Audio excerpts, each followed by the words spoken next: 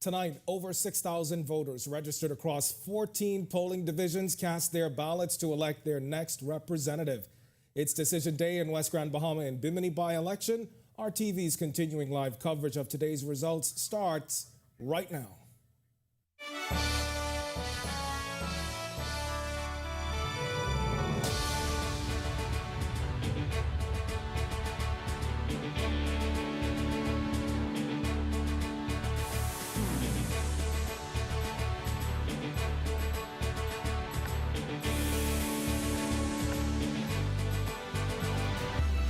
These scenes from today's by-election as voters decide the way forward with a new representative. Election booths set up in various locations across the islands, strategically placed, as locals donned in colorful attire make their way to their polling stations. Campaign posters fluttering in the wind, adorning the faces of hopeful candidates. The candidates themselves traversing the islands, engaging in spirited conversations with constituents, highlighting their vision for a brighter future. But once the votes are counted and a new representative emerges, the elector returns from politics to community as we watch our democratic spirit unfold. Welcome to RTV's live coverage of the West Grand Bahama and Bimini by-election. Thanks for joining us tonight. I'm Candino Knowles. Hundreds of voters marking their X as that constituency decides who will become their next member of parliament. We've got team coverage tonight, and you saw them up on the screen just a moment ago. Joining us on the broadcast team are Sasha Lightbourne and Megan Shepard, who are in Grand Bahama, and Berthany McDermott in Bimini. We'll hear from them throughout the night about today's vote and what's happening right now on those islands. But we want to begin with our Sasha Lightbourne. And Sasha, I know we saw hundreds turn out before the polls opened at 8 o'clock this morning. And I know you spoke with some of them. What can you tell us? Candino, yes, that's right. The overall theme today was no issues at all. That came from the voters from the 8 Mile Rock High School, Martintown Primary, Holmes Rock Primary, as well as the primary school in West End. Now, those polling divisions amounted to 10 between those 4 schools and over 4,000 voters. Here's what we found in 8 Mile Rock. The process seems real smooth. Seems like our voters are maturing to a certain level. They still friends. They still, we friends, not like we are enemy today and then we find one another kitchen tomorrow. We gone through this thing so far, and I'm very impressed. This morning, everything went smooth sailing. There wasn't no long lines, no hold up. Everything was very straightforward. I went to my polling division. I gave them my voter's card. They gave me the instructions. They took my information. They present me my ballot. I went, I voted, I submitted it in the ballot, and that was it. Oh, it's going pretty well. Everything is going smoothly. Very good. I walked right in. I stepped in, walked right in. There wasn't no one in front of me. It was great. It was great. It was nice and quiet around here. Hey, anything bad in this? It's a setup. Okay? It is good. It is good. I love it. In and out. And over at Martintown, the sentiments were the same. They wheel me in, and I get to the door and they give them my card, and my voter's card, and I went right in and mark my X. Right. Very smoothly. You just went in and ran out. And you were pleased with the process on the inside? Yes, very much pleased with them. All right. Good, very good. And they were able to accommodate you in the wheelchair? Yes. But there was some drama. A heated argument erupted at the Martintown Primary School between PLP and F&M supporters, but that fizzled out quickly due to police presence. 3 F&M, 3 PLPs, the rest get the steering boat and get them out. Get them out here. Further west at Holmes Rock and West End Primary Schools, everyone was happy with the process. The process was smooth, no hiccups. It's very smooth. No lines, just walk straight in. It was pretty smooth. Now, Candino, right now we are here at the command center where all of the returns are supposed to come in. Just moments ago, the returning officer was here, Miss Elena Dame. She said everything pretty much went smoothly between here in West Grand Bahama as well as over in Bimini. So we expect those returns to start coming in. And obviously, we're here on the ground at the command center. As soon as those numbers start coming in, we'll send them over to you guys in the studio. Back to you, Kendino. All right. Thanks a lot, Sasha. We're going to move over to Bimini now, where things, we're told, were slow and quiet, at least until later in the day. Our Berthany McDermott, he's there now. And Berthany, I understand a man fainted today. That's right, Kendino. An elderly man standing outside one of the polling divisions here fainted. Former Health Minister and F&M Chairman Dr. Dwayne Sands telling us the man had a pre-existing health condition that contributed to the issue. However, that did not stop the process, as many of the voters who did turn out came with much excitement.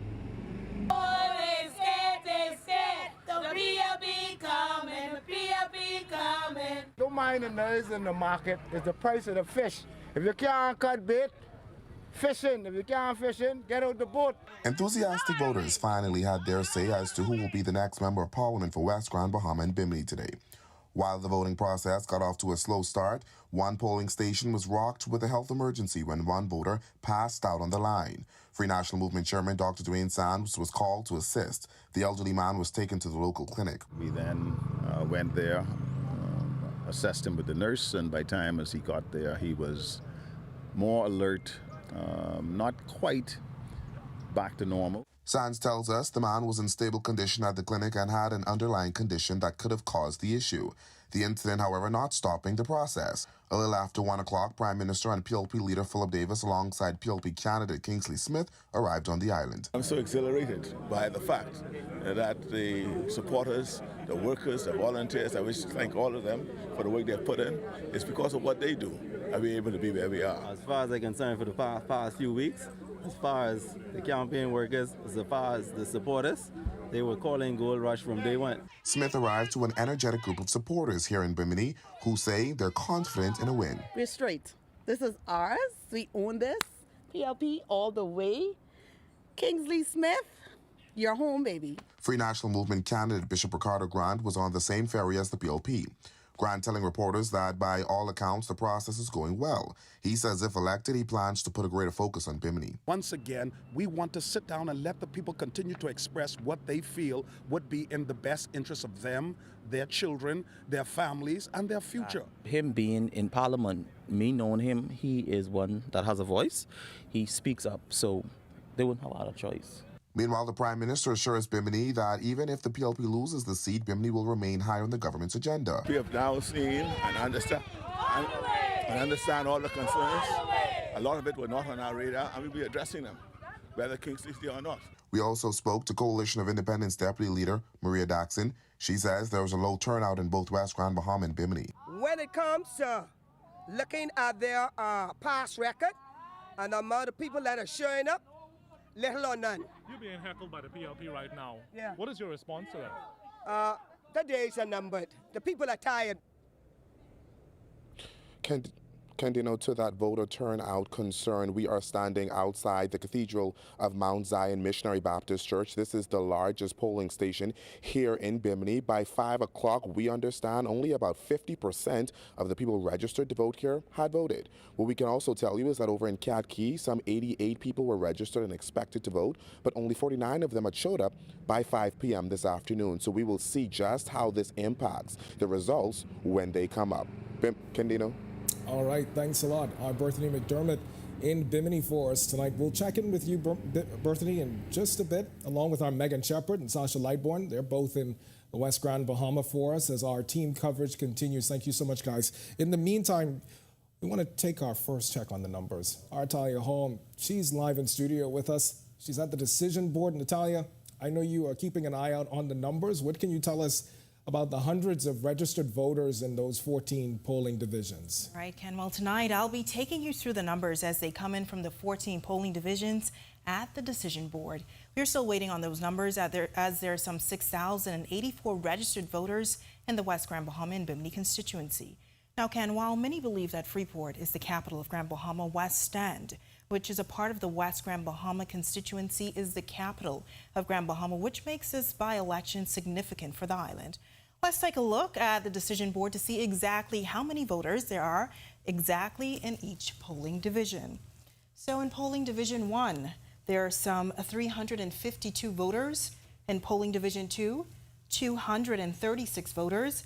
In polling division 3, 427 voters. In polling division 4, some 554 voters. In polling division 5, here in 8 Mile Rock, there's some 538 voters. In polling division 6, there are 405 voters. In polling division 7, there are some 428 voters. And in polling division 8, some 494 voters. In polling division 9, some 305 voters. In polling division 10, 331 voters. And Ken, what's interesting about the amount of registered voters is the fact that most of the registered voters are Generation Z and millennials. We'll have that exact breakdown later on in the broadcast, as well as those numbers from the various polling divisions. All right, thanks a lot, Talia Hall, in studio for us tonight, and we'll be sure to check in with you a little bit later for the latest voter numbers as they come in. We are just getting started in our broadcast tonight. Our Megan Shepard, she is in West Grand Bahama for us tonight. When we come back, we will check in with her, we'll check in with the rest of our team, and we'll welcome our first guest. RTV's coverage of Decision Day, West Grand Bahama and Bimini continues right after this. You have enough things to worry about. Living in a world that can seem opposite of the things you're trying to accomplish.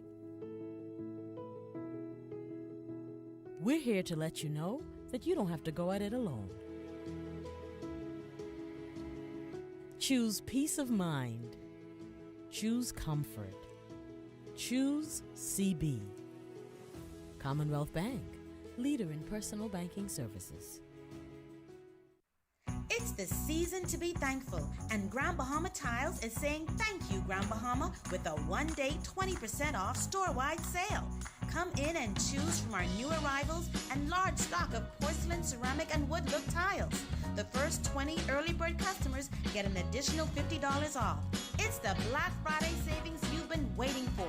Call them at 352-7920. Some restrictions apply. The new KFC nuggets have arrived. That unlike the no-gets, ours are handmade using 100% white meat.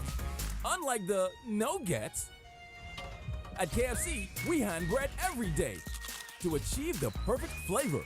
After you try our delicious and crispy nuggets in the original recipe, you'll never settle for less. KFC, the real nuggets. It's finger-licking good.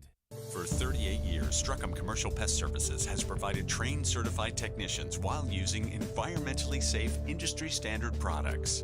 Pests can devastate your business. Together, we will ensure adequate sanitation standards and safe pest exclusion methods. Uncontrolled pest problems lead to significant financial loss due to food contamination, business disruption, and stock waste. Struckham provides detailed solutions protecting your business and reputation. Struckham, #1 in pest control services. All right, you are watching continuing live coverage of Decision Day in West Grand Bahama and Bimini. Thanks for sticking with us. Our team coverage continues with our Megan Shepard. She's on the ground in West Grand Bahama. I know she was there today as those 5 candidates go head-to-head in hopes of representing constituents there. Megan, I know you were able to speak to all 5 of them. How are they feeling? Obviously, it's an exciting moment for us. Yeah.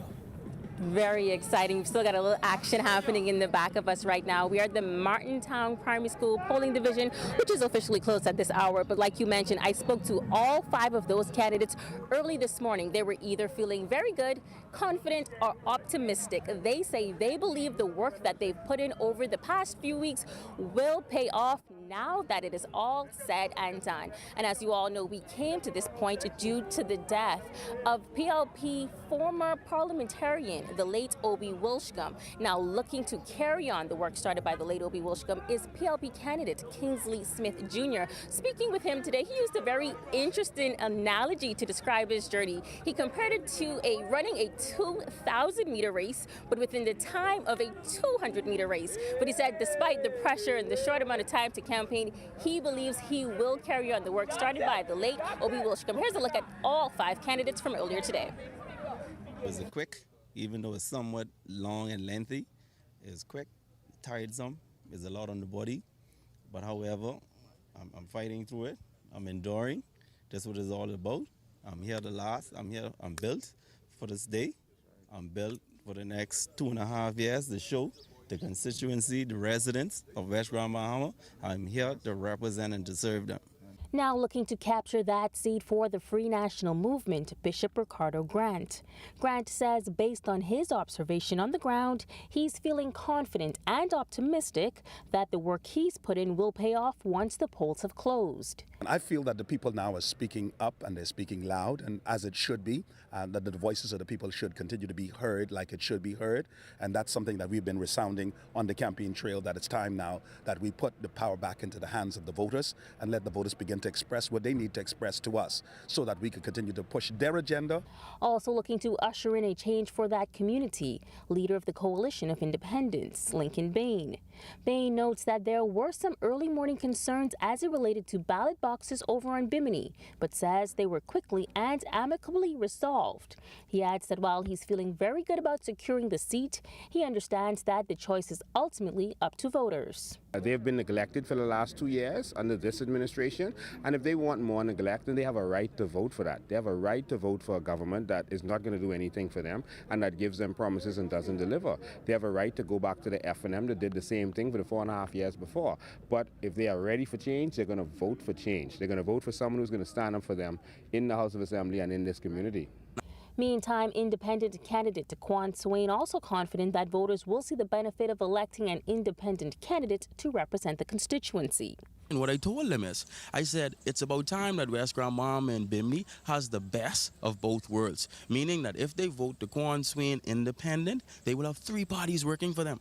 Because they will have me as an independent working for them. They'll have the PLP trying to get the seat back. And they'll have the F&M working to try to get the seat.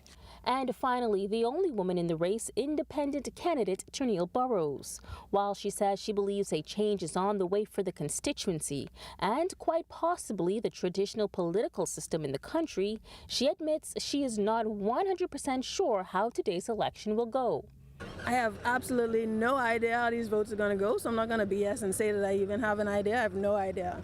I'm going to be just as surprised as everybody else. Is there anything else you'd like to add? Just thank you, West Grand Bahama and Bimini, for allowing me to meet you and meet your children and share with each other thoughts about how we can better the Bahamas. Well, as you heard, everyone is feeling confident, but what matters now is what happened in those polling divisions. We will be standing by live to bring those results to you. We are at the Martintown Primary School polling division, and I don't know if you can hear it behind me, but the party is still happening, and everyone is just waiting to see which one of those 5 candidates will walk away with the new title of MP for West Grand Bahama and Bimini. Back to you, Kendino. Thanks a lot, Megan Shepard reporting for us from West Grand Bahama tonight. Megan, we'll check in with you a little later on, but we're going to head back now to Bimini, where our Berthany McDermott is standing by live. And I know the polls have closed there. Berthany, what's happening now? Kendino, it is 19 minutes after 6 p.m. and all of the polling divisions here in Bimini are closed except for one. That's polling division number 8, the Louise McDonald High School. That's because the polling division opened 30 minutes late this morning. As a result, it's been extended to 6:30. Now, what we can tell you is that when officials got there this morning, they discovered that there was a shortage of ballots. As a result, they had to go to Cat Key to get ballots and bring to that school, resulting in that polling division opening late. However, we are standing here at the Cathedral of Mount Zion Baptist Church. This is, again, the largest polling division here, and things are pretty dry as this polling division is closed and officials are inside counting up those votes. But again, we can still hear some supporters down the road sharing every now and then. I'm not sure if they're getting early information and we're not getting anything yet, but we can hear a little action every so often. But we'll just wait here to see what happens and what those results are. Back to you, Kendino. All right, thanks a lot, Berthany. And of course, we're going to check back in with you, so don't go too far so you could continue to hear what's happening behind and get those numbers for us a little bit later. All right, thanks, Berthany. We're all anxiously awaiting the results, and we all want to find out who's going to be the next representative for the West GB and Bimini constituency. But joining me now is political analyst Dr. Nyambi Hall Campbell Dean. And Doctor, thank you so much for being with us. Thank you for having me. Listen, I just heard there that one of the polls, it didn't close at 6 o'clock. It had a late start, half an hour. So I guess it's one of those things that happens on election day. Is that something that's surprising to you? I mean, you know, when you're working with people, you got to work with people. So, yeah. You know, as the polls wrap up, I'm sure that they'll follow suit and all will be well in Bimini. Yeah. Yeah, it was good that they were able to, you know, recover from not having the ballots in the time that they needed, and make sure that everybody does have the fair opportunity to get their chance to vote. You know, it's been an interesting journey so far. We've been following it from the beginning. But I wanted to know your thoughts on how things have played out. We saw a former representative who passed away, his untimely death, obviously prompting this by-election. Have you been following it, and what are your thoughts on what we've seen? I think it's been an interesting time. You know, a lot of people are looking at this election to see if they can gain any evidence as to what will happen in the next general election. I don't know if that would be a fair thing to do. Sure. But I think it's always interesting when we get to see how the communities are galvanizing around their right to vote, how they perceive their leaders, who they perceive to be leaders in the community, and how they want to be represented. Sure. And so I think one of the things that is strong about the Bahamian community is that we do have a very engaged political populace. Yeah. In the last general election, we saw a big fall off in the number of people that came out to vote. And you know, you could say that COVID might have played a part in that.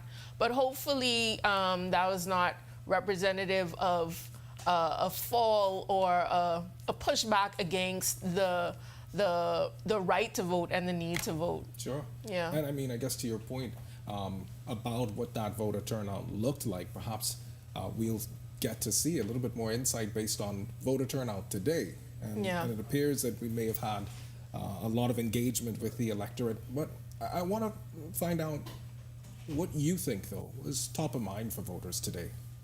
So an analyst looking at what's been happening. We've seen the campaigning, and we've seen a number of initiatives take place during this campaign season. Your thoughts, though, when voters walked into that booth today, what do you believe were top of mind for them? So I think that what is top of mind for them is what's top of mind, you know, for most people. How is this going to affect me and my family and our everyday life? One of the things that we have to keep in the forefront, however, is that this constituency is unique in regards to the rest of the Bahamas, right? They experienced Hurricane Dorian in a very significant way. That while others in the Bahamas, you know, got to see tangentially, they felt it. So those realities are still very present in Grand Bahama. And so I'm sure that was on the top of their mind as well. And that's not even counting Francis and Jean. Exactly, and others that exactly. In the last decade, 2 decades, right? I wonder, you said something in your first response about people looking for the outcome of this vote for some sort of insight into either the governing party's performance or even perhaps telling about the former administration's performance. Why do you think people are fixated on that idea? Fixated on the idea of what will happen in the general election? Fixated by virtue of the fact that everybody's thinking that there's this insight that we will garner from the outcome of this vote may determine whether or not a government may be performing well. Yeah. My point is I guess for those people who are opining on what we've been seeing happening, obviously I think folks are interested to see what the outcome is just by virtue of the fact that if the governing party loses, perhaps it's a referendum on their performance. It's a sign, right? yeah. Right. So perhaps you don't agree with the idea that people are fixated then. I think that to some extent people are. Sure. 5 years is a long time. And we wait 5 years in between each general election. Sure. And our general elections are really the only opportunities that we have to really engage our government in terms of saying, here's how we think you're doing, with an action behind it. Sure. Right? We don't have local general elections, at least in New Providence.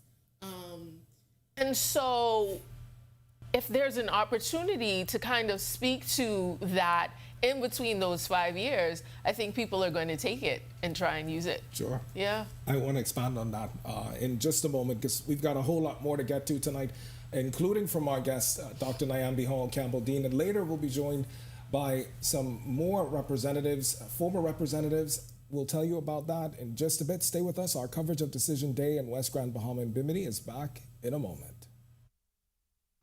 The new KFC nuggets have arrived. That unlike the no-gets, ours are handmade using 100% white meat.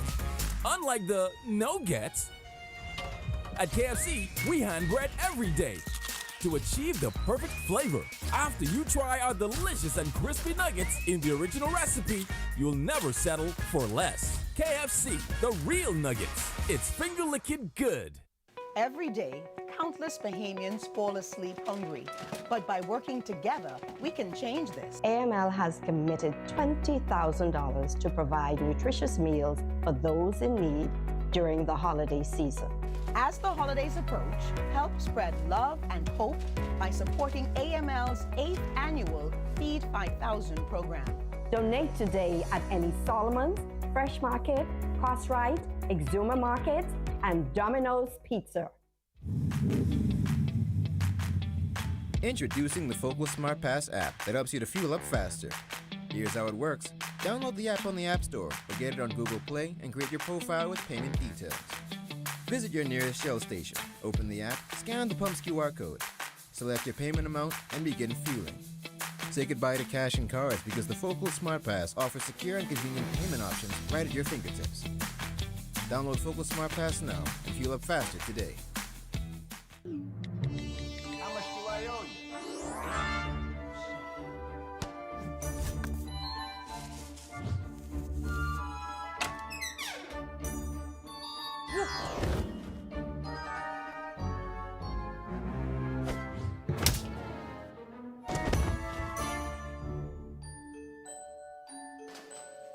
Hey, welcome home.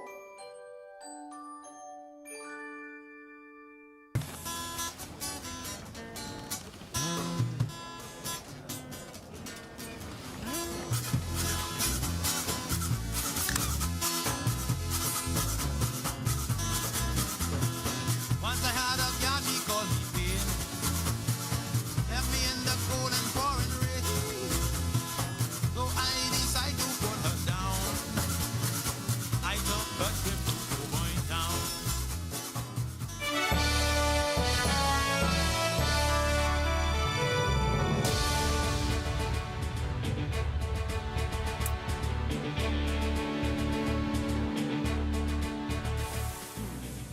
Welcome back to our continuing live coverage of Decision Day, West Grand, Bahama and Bimini by-election.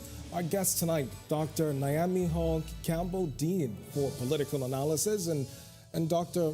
Dean, I know we talked before the break about what this vote could potentially mean or what it could spell in terms of the outcome. It could easily be seen as a referendum on this sitting administration or even the previous in terms of the party that was in power in the last general election. But I want to know your thoughts on how we now get voters to actually engage in the first place, because that's one of the things that came out in a number of shows that we've done during this campaign trail. Interested to know if you think that voters are actually engaging by virtue of what we've seen on the campaign trail. I think we will have to wait until we see the results to really know the answer to that. But one of the things that I would be interested in is not only the percentage of voter turnout, but the demographics of who those voters are. Right? When we think about the established parties in the country, they really are established by a generation of persons that would have been before me. And there are now generations after me that are eligible to vote. Do they still have those same connections to these parties? Do they still hold those historical memories and still value them in the same way? And if not, how does that play out in what they think voting means to them? And do these parties understand how these young voters are engaging and what it will take to bring them in? I don't think that the things that work for the traditional PLP voter and the traditional F&M voter are going to work for the voter of today. We recognize that these candidates, particularly from the two main political parties, first-time politicians, why do you think either party decided to go this route with new faces in essence? I think they probably went this route because they wanted to demonstrate that they have a depth, that they don't just have the same old people, you know, that we can come out, we have something new to offer, and maybe to try and excite some of those younger voters. You know, they might have felt like, okay, we know that we have our established group, and so maybe if we bring on new faces, new voters will be attracted to that. Sure. One of the criticisms we also got was about the political prowess of the late former member of parliament for the area, Obi Wilchcombe, some saying no one could really match his level. I wonder your thoughts on the kind of candidates that we've seen offered in this by-election. I mean, I think that they tried. I think that they, you know, gave what they had. I think that it's a challenge in this, you know, by-election. Nobody saw it coming, so they didn't necessarily have the time to prep. They didn't necessarily have all of the rallies, the national rallies, to gain that momentum, to get that practice, to develop themselves as a popular candidate or as charismatic as the late Minister Wilchcombe was. But I mean, I think that they tried. But I think, at least for me, I'm also interested in us moving away from the personality of the candidate. Right? More into what are the qualifications of this person rather than their personality. Yeah, and one of the things that we've heard too on the campaign trail, some people saying that the governing party is relying on a sympathy vote. But do you think sympathy is really what's going to drive people to make a decision? I don't think sympathy plays a role when people are trying to figure out if they're going to buy bread or rice, you know, if they're going to pay the light bill or the cable bill, you know, when you're trying to people's realities help them to decide, right? And I think that that's the main thing that's driving all of us. You know, inflation is real. And so I think that that's the main factor. I think that there was definitely a lot of love and support for the late Minister Obi Wilchcombe, but I don't think that that's playing a role in people's decision making. Wow. All right. I think I'm getting word that we're getting some numbers in. I want to go over to our decision board. Atalia Hall is back in studio with us tonight. Atalia, we got the first set of numbers? Yes, Ken, we are getting some numbers from West Grand Bahama's polling Division 4. So we have Lincoln Bain with 22 votes, Turnille Barrows with 0 votes, Grant, Bishop Ricardo Grant, 40 votes, Kingsley Smith Jr. with 68 votes, and Daquan Swain with 4 votes. Interesting numbers so far. And earlier, we were discussing the amount of registered voters in the West Grand Bahama and Bimini constituency. And as I mentioned, a large amount of the voters are millennials and Generation Z.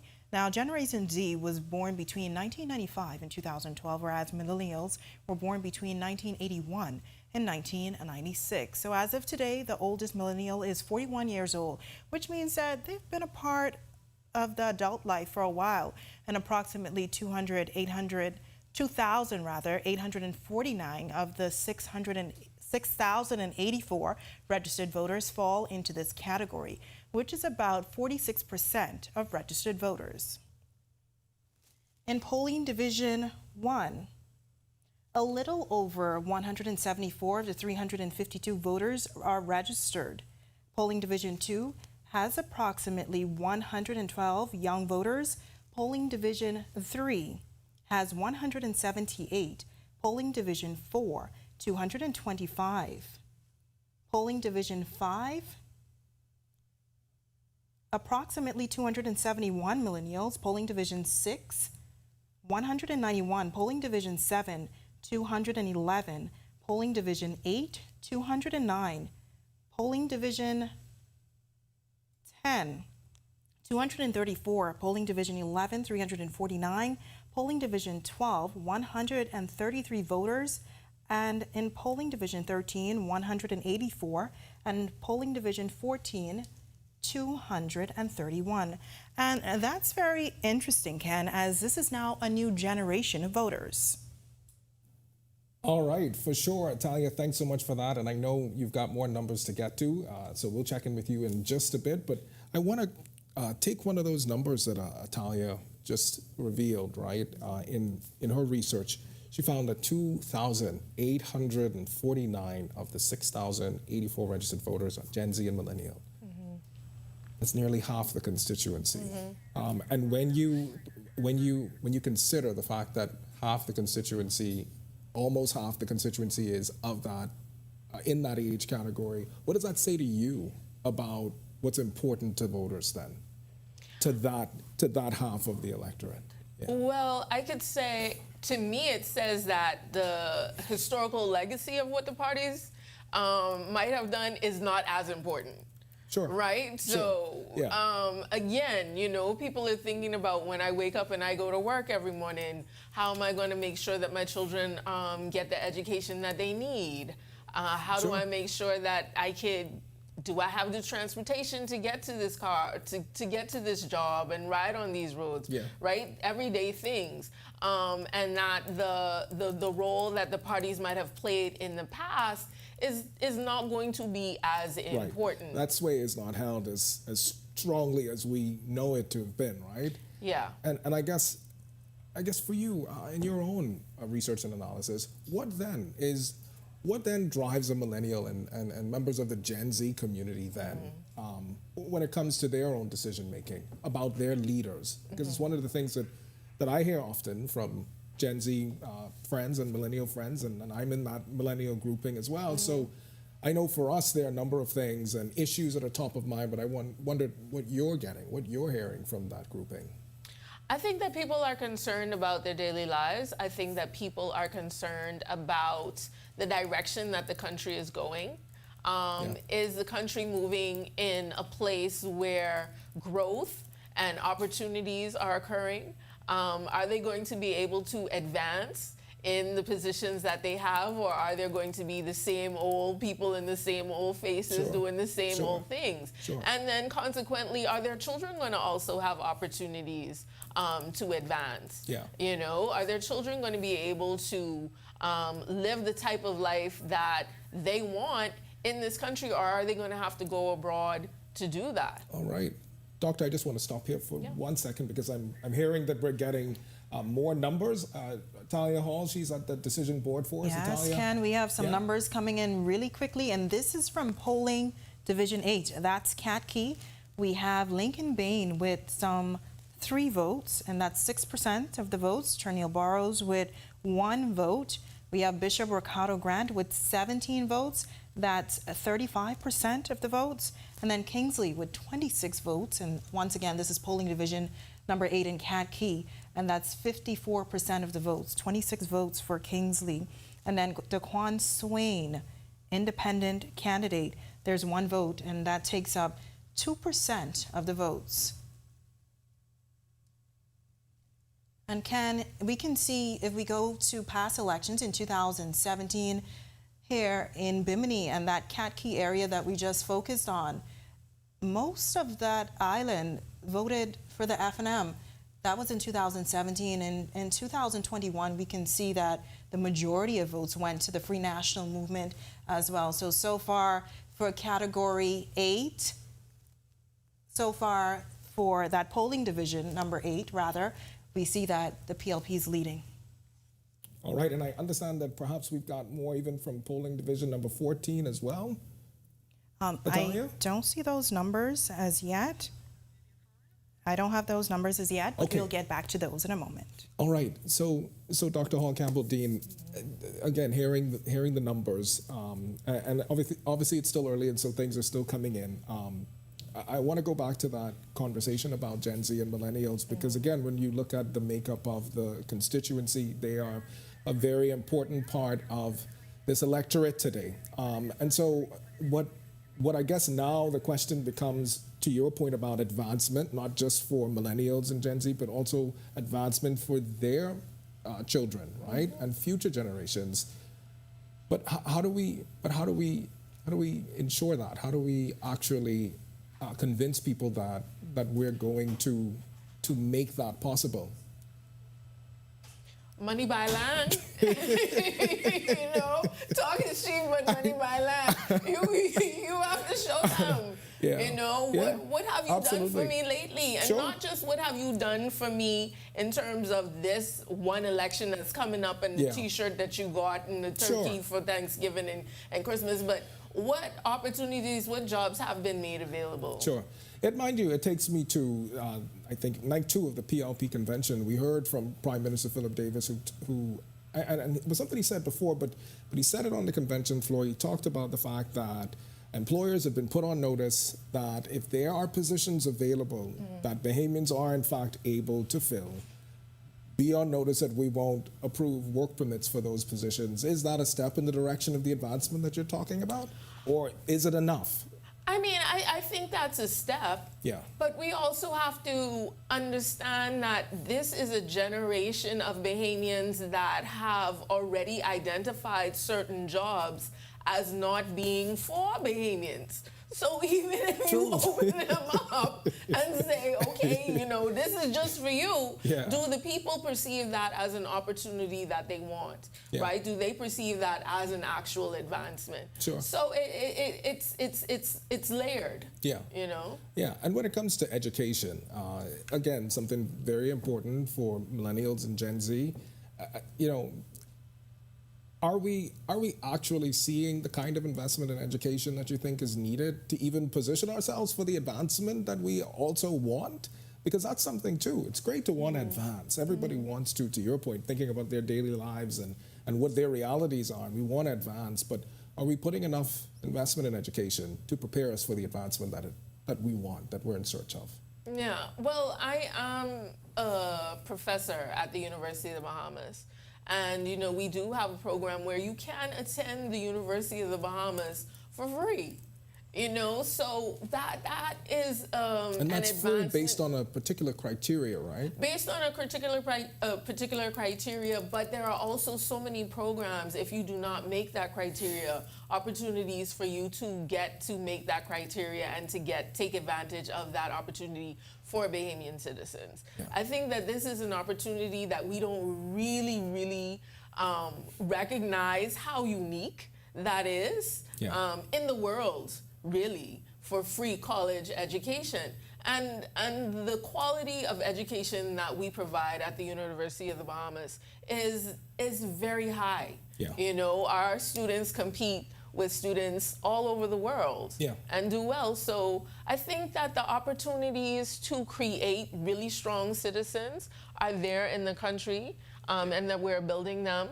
It's just now when they leave UB, are there positions there for them to get into? All right, Dr. Hall Campbell-Dean, I want to leave it there for now because I know we've got some more numbers to get to. But our continuing coverage of Decision Day in West Grand Bahama and Bimini will be back right after this very, very quick break, so stay with us.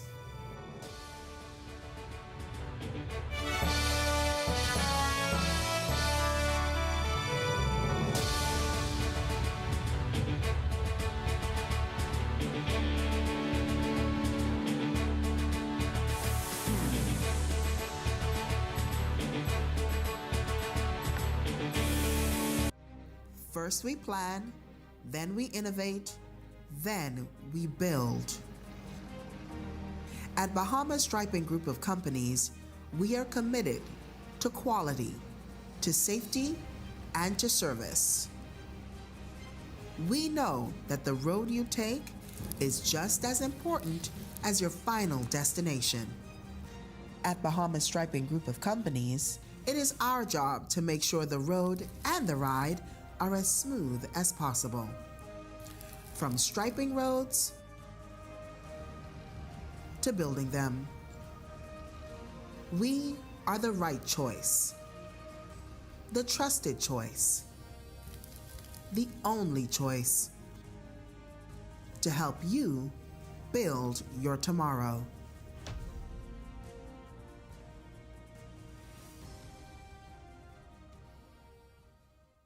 Doctors Hospital has reimagined primary care. We have invested to improve our health system, ensuring that accessible, affordable, world-class clinical care is closer to you. Your relationship with a primary care provider shapes the foundation of your overall health. Our new, modern primary care facilities are where critical diagnosis and true personalized treatment begin. With locations across New Providence, Grand Bahama, and Exuma, we invite you to experience the Doctors Hospital difference. Book your next appointment at clinics.doctorshos.com. Southwest Plaza, got it going on, yeah. Southwest Plaza, one-stop shopping is here. For the family, community, for me. Southwest Plaza, come shop with us. Shop, shop, we've got so many stores. Shop, shop, right prices are right. Come spend the day, bring the family. Southwest Plaza, come shop with us. Cancer Treatment Centers of America is now City of Hope, creating one of the leading cancer care and research networks from coast to coast, providing more of what you need. More locations means more care closer to home. More specialists means more expertise. More research means more breakthroughs. More advancements means more treatment options. And more options means more hope. Call now to get more of the care you need.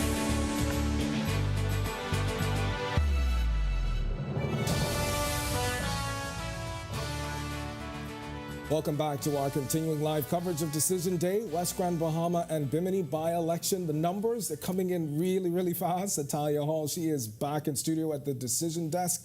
Atalia, I know you've got numbers from 14 and 15, I believe 5, it is. and the numbers are coming in really fast right now, Ken. So for polling division 14, Lincoln Bain with 44 votes, Ternille Barrows with 0 votes, Bishop Ricardo Grant 97 votes, Kingsley Smith 111 votes, Daquan Swain with 4 votes. In polling division 5, Lincoln Bain with 14 votes, Ternille Barrows with 1 vote, Bishop Ricardo Grant with 41 votes, Kingsley Smith with 70 votes, and Daquan Swain with 0 votes. All right, thanks a lot for that, Atalia. We're going to come back and check in with you because I know they're going to come in really, really fast now. So, all right, so we'll see you in a bit. But we're joined now on the broadcast by our next guest. He is a former cabinet minister and member of parliament, Renwood Wells, and Dr. Nyambi Hall Campbell Dean. Thank you so much for being with us. Thank you. Thank you. Thank you. You just said something just before we got to this break. You said important for the Free National Movement are particular polling divisions. That's 5, which we just heard from Atalia Hall. 7, 1, 2, and 3. Why? Because those are typical Progressive Liberal Party areas, PLP areas, where the F&M needs to keep the vote count extremely close.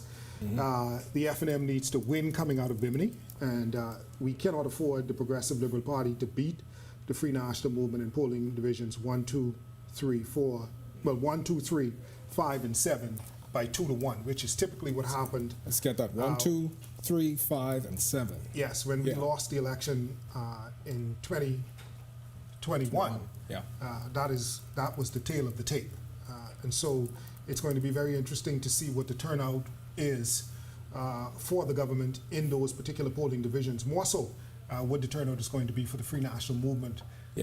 In politics and in campaigns, you want every polling division of course. to be your polling division. You want to be able to win. But the reality of running a campaign is that you understand the traditional ley lines as to who supports whom in what particular polling division, and you know what you need to do as an opposition, as a government, as a candidate to be able to bring out your people.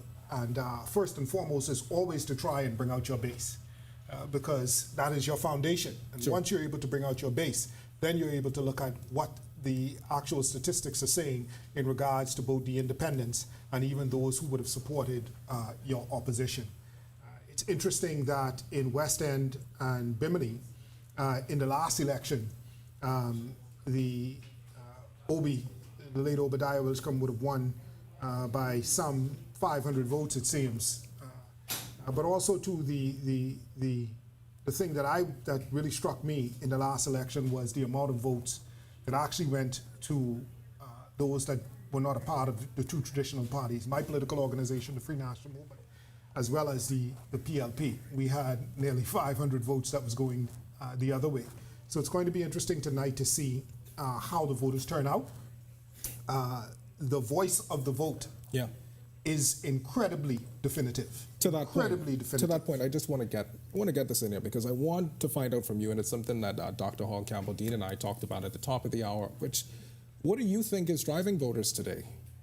What do you think is the thing that when they walk in that booth to mark their X, it's just them and their thoughts, and Dr. Hall Campbell-Dean talked about the fact that folks are thinking about their priorities, things that are of interest to them, but I want to hear from you, your thoughts on that.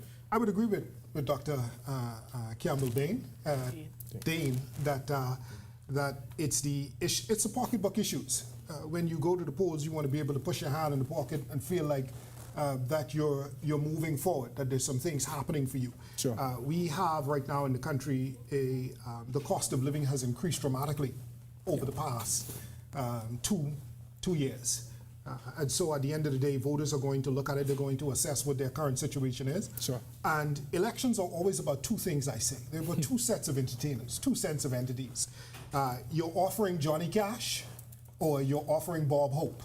It's a whole lot of hope or it's a whole lot of cash, you know. Sure. And in both of those things, you need to be able to cash. The Bible says money answers everything. It helps with your rallies, it helps with your organization, it helps with your poll workers, getting persons to the polls, being able to provide for just the logistics of running a campaign. That's why money is important. Sure. But then when you come to the voters, you have to come to the voters speaking about that sense of hope. What is it that I'm offering you to address your current situation?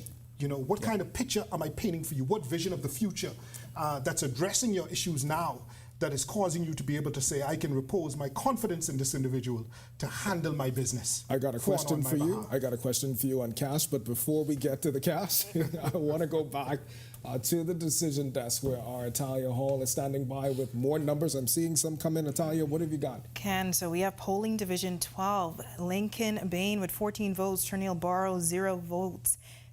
Bishop Ricardo Grant, 118 votes, and Kingsley Smith, 116 votes, as well as Daquan Swain with 4 votes. And as we can see, Grant would have won this polling division. That's polling division number 12.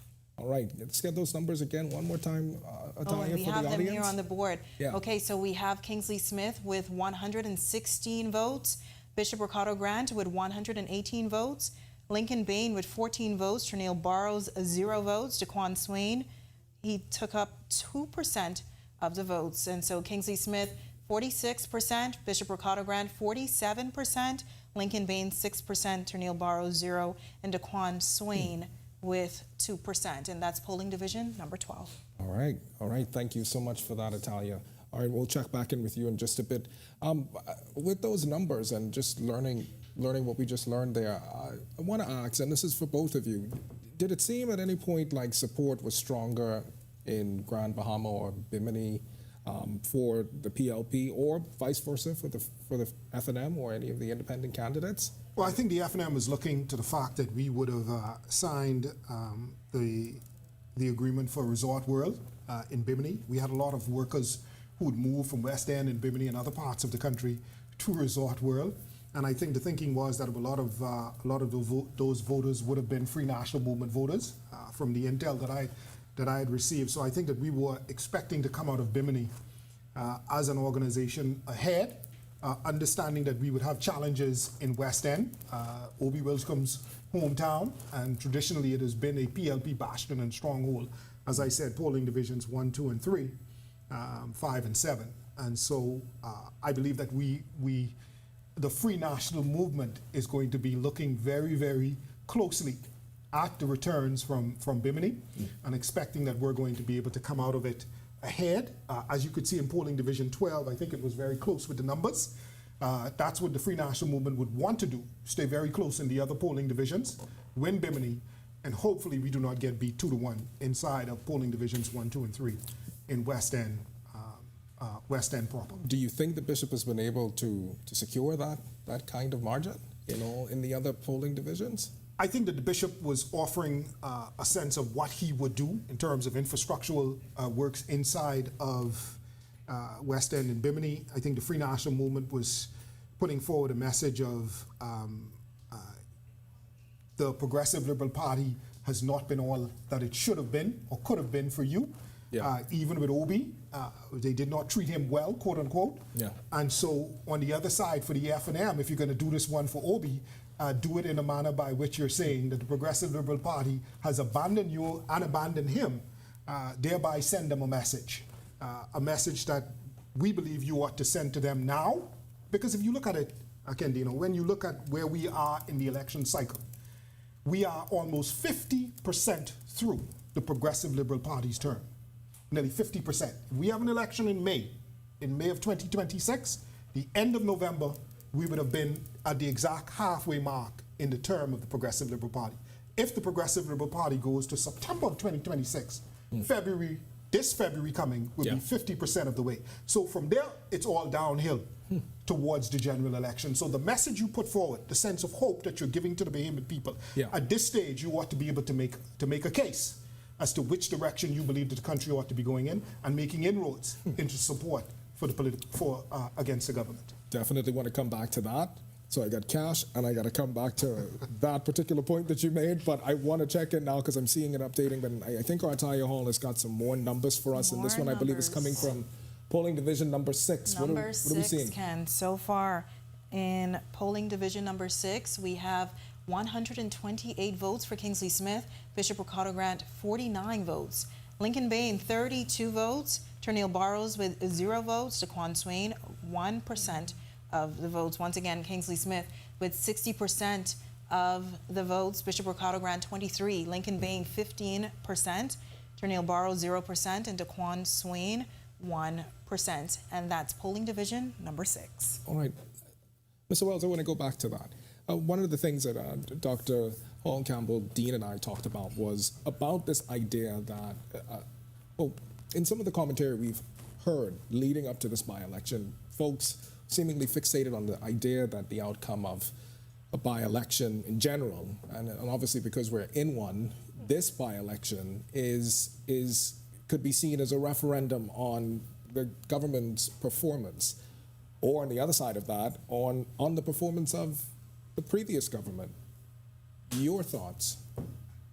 Well, I don't know that this election is a referendum on the administration in which I serve, because as I said, the PLP is 50% through their term. So anything that is going on within the confines of this country is as a result of the decision-making over the past 2+ years of the Progressive Liberal Party's leadership.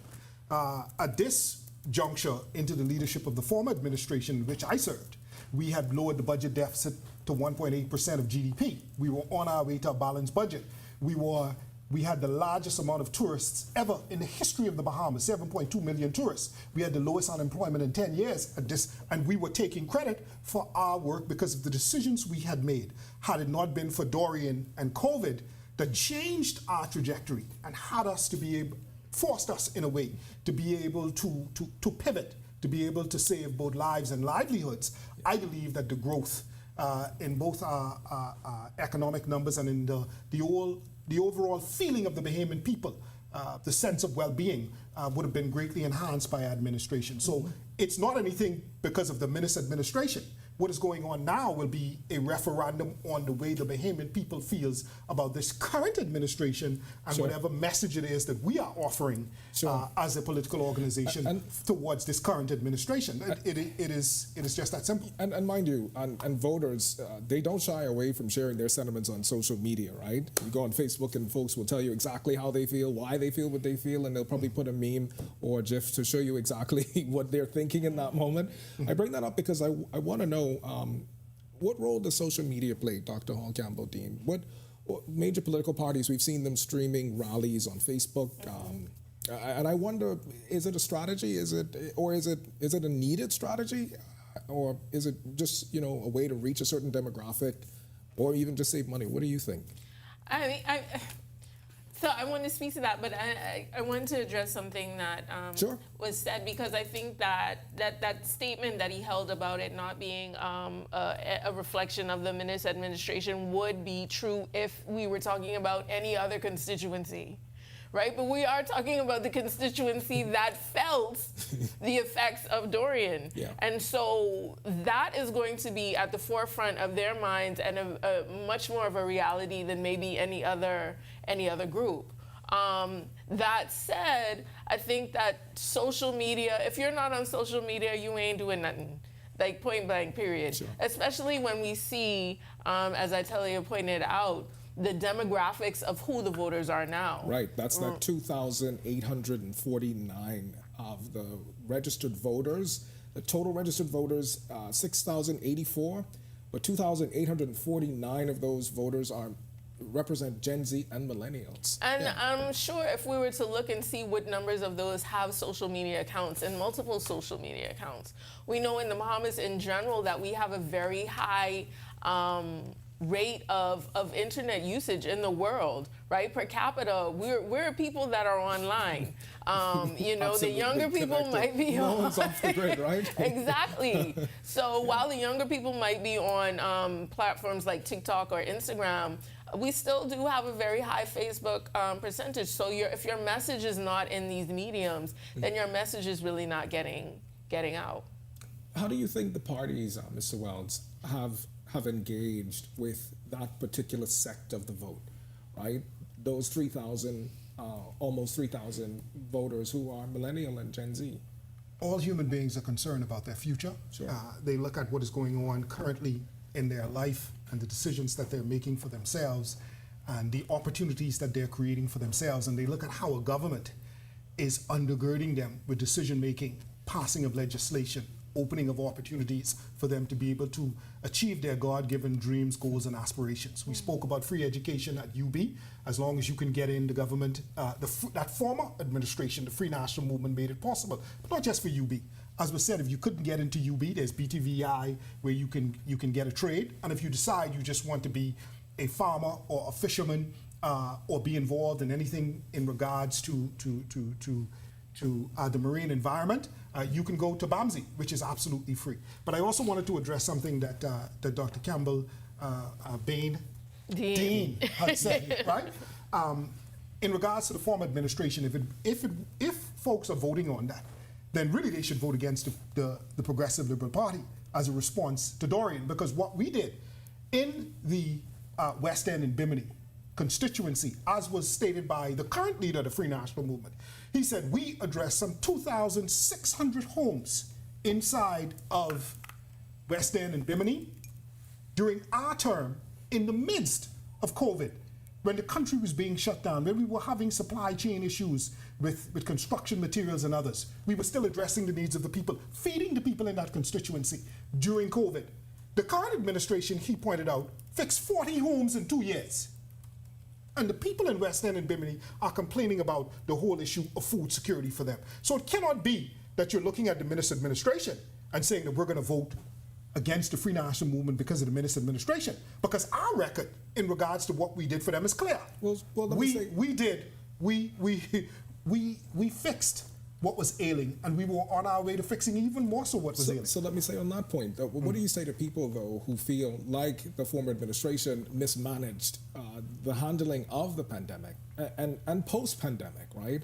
By virtue of what we saw happening in Abaco with the with the burial of some of the victims, and that was something that was top of mind for people.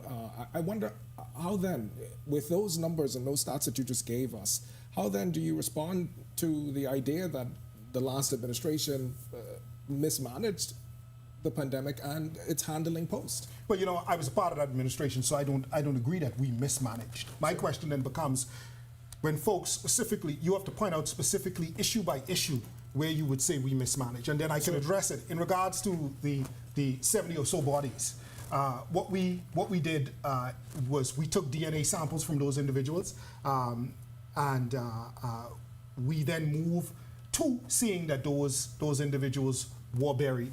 There were some issues surrounding even identification of who those individuals were.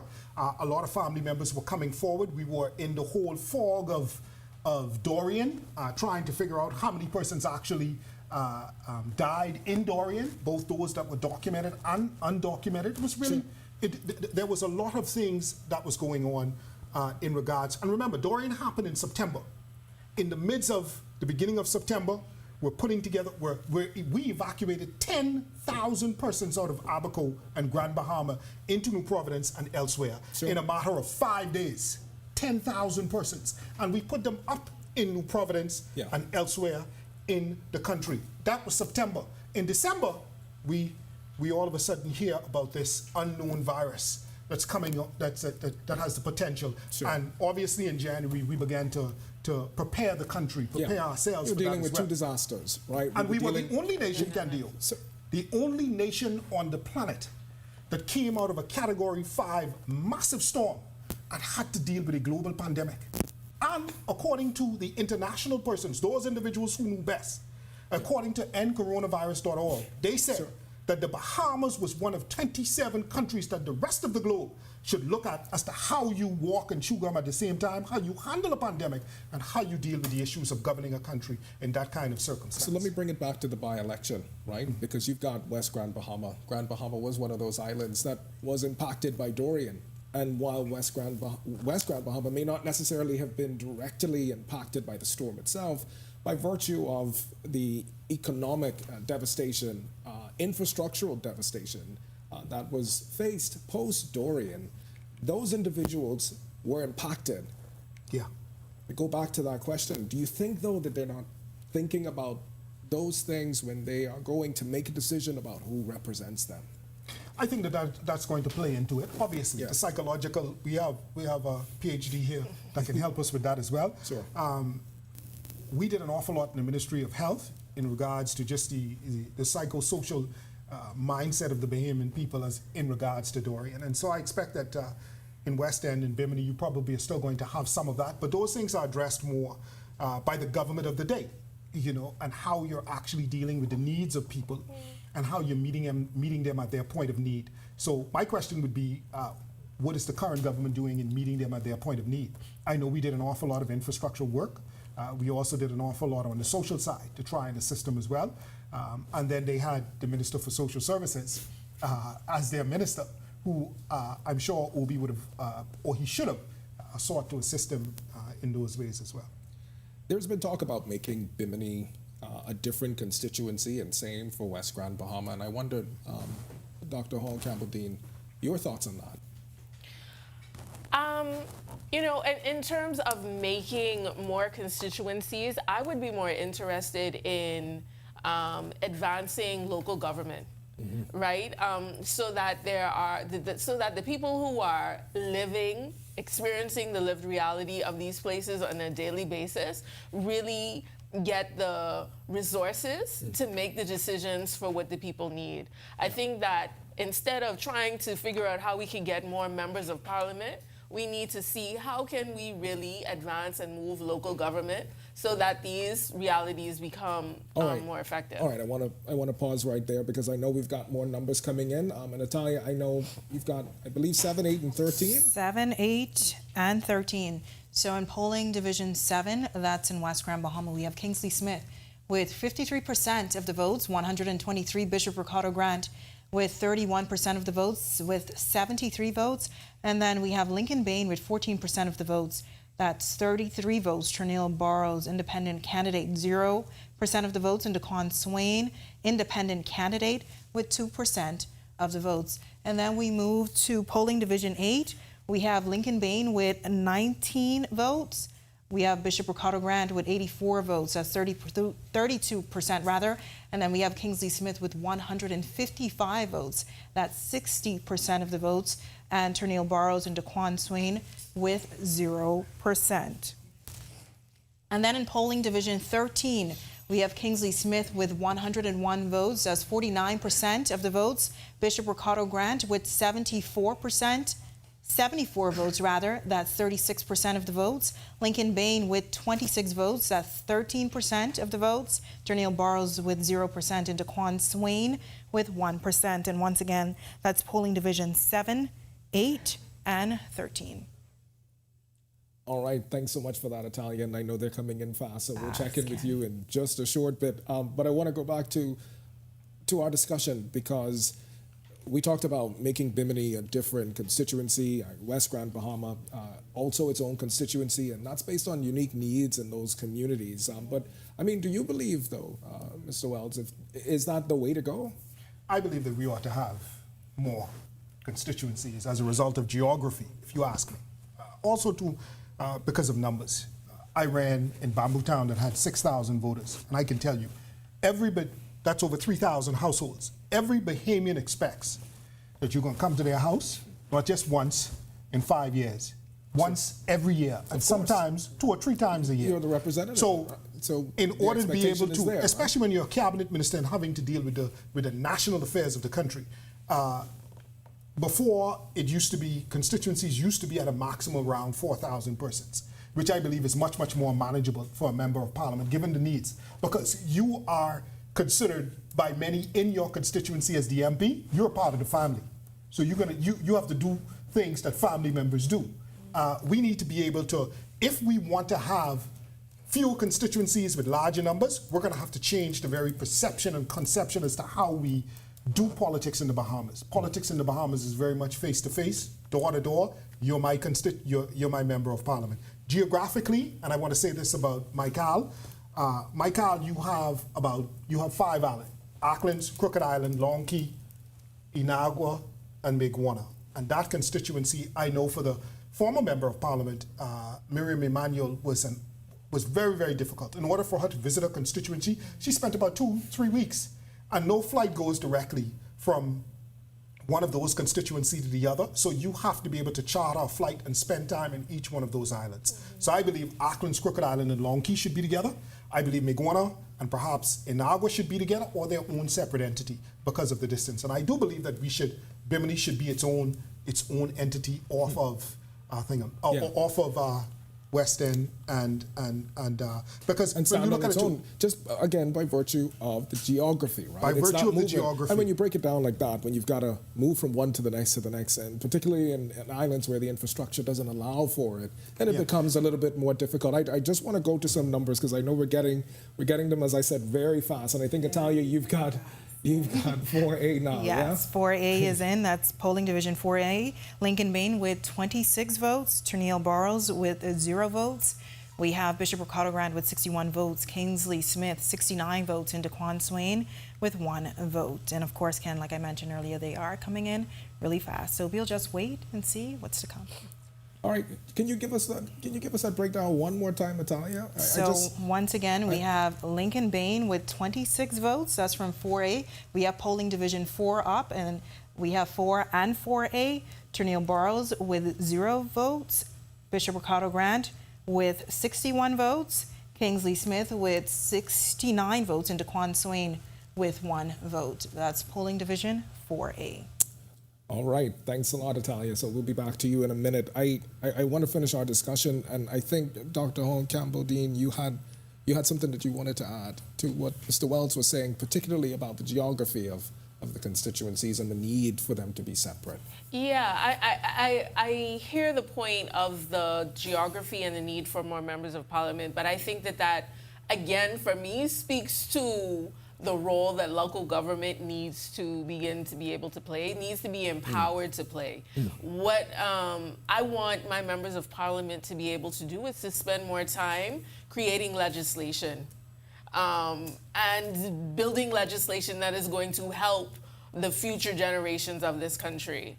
And if you are going around to each person's home and finding out how Grammy doing and this one doing and that one doing, you don't have the time to do that. And so I appreciate the personal nature of politics in the Bahamas for that, but I think that as we expand, as we grow as a country, we need to move away from that a little bit more so that our members of parliament have the opportunity, the space to really work on building legislation that helps us to grow as a country. Yeah, and to that point, legislation, campaign finance reform, right? I had to bring that up because it's an issue that's come up not just in past elections. We've heard it even on this campaign trail, and the suggestion that was the governing parties successively use taxpayer dollars to sometimes fund campaigns. We're going to come to that question right after this because Italia is again, she's getting more numbers. So Italia, what are you getting? This is polling division 11. That's in Bimini. We have Kingsley Smith with 82 votes. That's 50% of the votes. Bishop Ricardo Grant with 75 votes. That's 45% of the votes. Lincoln Bain with 7 votes. That's 4% of the votes. Trinil Burrows 0%, and Daquan Swain with 1%. And we see here that Kingsley Smith won that polling division. That's polling division number 11 in Bimini. All right, thanks a lot for that, Italia. And back to our discussion, we've heard the suggestion for campaign finance reform. And again, just to set it up for the audience one more time, we heard on the campaign trail even the suggestion about successive governing parties using taxpayer dollars to fund campaigns. And we've seen both major parties make promises on this. And I'm just wondering, is this something that you think needs to happen before the next general election? I want to start with you, Dr. Hall Campbell-Dean. Absolutely. And I don't see any reason why it shouldn't. You know, these are the types of things, I think, if you're talking about attracting the young voter, these are the types of things that you need to be doing. You know, showing that we are not politics of old, that we're serious about creating transparent government. And that's the first step. Mr. Wells? Well, I believe both major political parties have promised, both in the manifesto and the PLP's plan, both political parties have put forward to the Bahamian people in the past that we were going to be interested in moving in the direction of campaign finance reform, passing legislation that really campaigns began to be government funded. And there are restraints on how much money you can spend, how much airtime you can get on any particular station to be able to put out your message. But again, with all of those things, Kendall, the devil is in the details. Well, we need to get some guard up more in those details. But at the end of the day, I don't believe that either of the major parties, well, I know the Free National Movement was not opposed to it. It was something that we were looking into. But like I said, Dorian and COVID took an awful lot of our time, the last 2 years of our administration. But I wanted to go back to something we were saying about the whole idea of constituencies and representation. I do believe in local government, and I believe that we ought to have more of local government. We, as the minister who was responsible for local government and the 32 local government districts, a part of our plan, again, before Dorian and COVID hit, was to expand local government. We were even looking at local government inside of New Providence. We also recognized the challenges that we would have had with local government inside of New Providence. But I wanted the Bahamian people also to know, Kendall, that let us remember now, we got 39 constituencies in the country. So Lyndon, at the end of his term, had 49 constituencies. Mr. Ingram came along when he won, and he reduced it to 41. He then reduced it to 40, and then he reduced it to 39. So 39 is where we're at. The Constitution says that we should have a minimum of 38. We can't go below that. Like I said, there are many of us who believe that we ought to have more constituencies just based on the politics. I agree with the good doctor that we do need to change perhaps the way we do politics, and that legislators should be legislators. Members of Parliament are legislators, and they should be focusing on the legislation that really create the kind of culture and environment for the Bahamian people where they can grow. Yeah. But you can also get that as well. As you go door to door, you can see the needs of people and the things that they are advocating for, but you can also get that from advocacy groups as well. I just had a thought, though. We expand, let's say, the number of constituencies, but does it absolutely secure better representation by virtue of the fact that I've got more now okay, maybe I take it back to 49, right? Maybe I take it there so that folks can get their own representative. But does it mean that representation is going to be better? Because to the point that you were making, Mr. Wells, if it is that you are in fact appointed to the cabinet and you're one of those members of parliament, you're still in the same position as someone that may not necessarily sit solely in your seat, right? I think it may be the issue of quantum, the quantity, because if I'm sitting in cabinet and I'm having to deal with 7,000 persons, it's a lot different scenario than if I'm having to deal with 3,000 individuals. But we were also looking as to how we could address that as well, Kendino, in that we were seeking to make the parliament independent. Because right now the parliament, well, we had crafted a bill to establish the parliamentary commission that was going to help to make the parliament the real third branch of government it should be, along with the courts and along with the cabinet of the Bahamas. And in most countries around the globe, in all countries around the globe, legislators, they have their own staff, they have their own salaries, they have someone who can write for them, someone who does research for them. The parliament works as a check on the other areas of government. In the Bahamas, the parliament is more or less the stepchild. So the former administration, we had crafted the entire parliamentary bill that the Progressive Liberal Party incidentally just passed. But obviously, as we are evolving as a nation, that is beginning to come to the fore. And I do believe that we're going to be able to get better representative and representation, even if we do not increase the amount of constituencies. Because if we continue to move in the direction we're moving, with a new parliament, parliamentary staff, and beginning to operate like other legislative bodies around the globe, we'll begin to see better representation in regards to the kinds of legislation that come forward. I want to ask this because we did talk about campaign finance reform. And obviously in this campaign for West Grand, Bahama and Bimini, we saw support for both candidates of the major political parties having strong support from the leadership, right? And former leadership. I want to ask you, Mr. Wells, we didn't see the former Prime Minister, Dr. Hubert, at the forefront in this campaign. And it's just a question that I have because I'm wondering if there's some kind of disconnect there and should he have been involved to perhaps help the party in its efforts to secure this seat? I believe that all persons certainly should have been involved. The former Prime Minister should have been active, and he should have been active because there should have been an environment created for him to be active. I do know that the former Prime Minister, Dr. Hubert Alexander Minnis, called the candidate, Ricardo Grant, when he was nominated by the Free National Movement and offered himself to say, listen, whatever it is that you need from me, I am here to support you. Okay, so I'm going to leave that right there. At the end of the day, a political organization and a party has a history, and all members of that party, all leadership in that party has to speak to the history of that party, and you cannot run away from your history. Whether you like the history, whether you didn't like the history, sure, you got to be able to defend it, because I don't believe, having served both in the House of Assembly and the Cabinet, I wasn't sitting around thinking about how I could injure the Bahamian people. Every decision was about how is it that I'm going to best make the best decision for my grandma, my grandpa, my father, my mother, my brothers and sisters, my wife, my children, you know, my nieces, my nephews. So everyone who enters this political fray, everyone who's there to make decisions, we're all seeking to try and make the very best decision we can for and on behalf of the Bahamian people.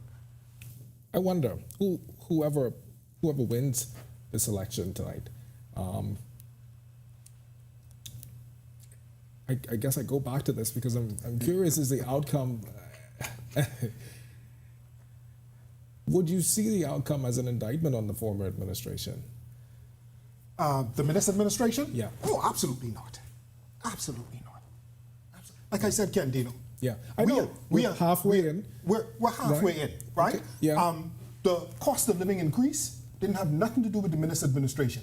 It has to do with the fact that the current administration, and I wish that the person who should have been here was here as well, sure, so they could defend their position. But the reality is this: the current administration put VAT on bread basket items, on medicines, on feminine products, on baby products, and increase the cost of living for the Bahamian people. That had nothing to do with us. As a matter of fact, when we came to office, VAT was on all of these things, and we said, people accused the Free National Movement of not being the party of the poor. But we made a decision, many of us grew up in the ghetto. We are the party of the poor. So we took VAT off of bread basket items, off of medicines, off of feminine products, off of baby products, off of insurance, to lower the cost of living for the poor in the country. That's what the Minister administration did. We took it off of medical insurance.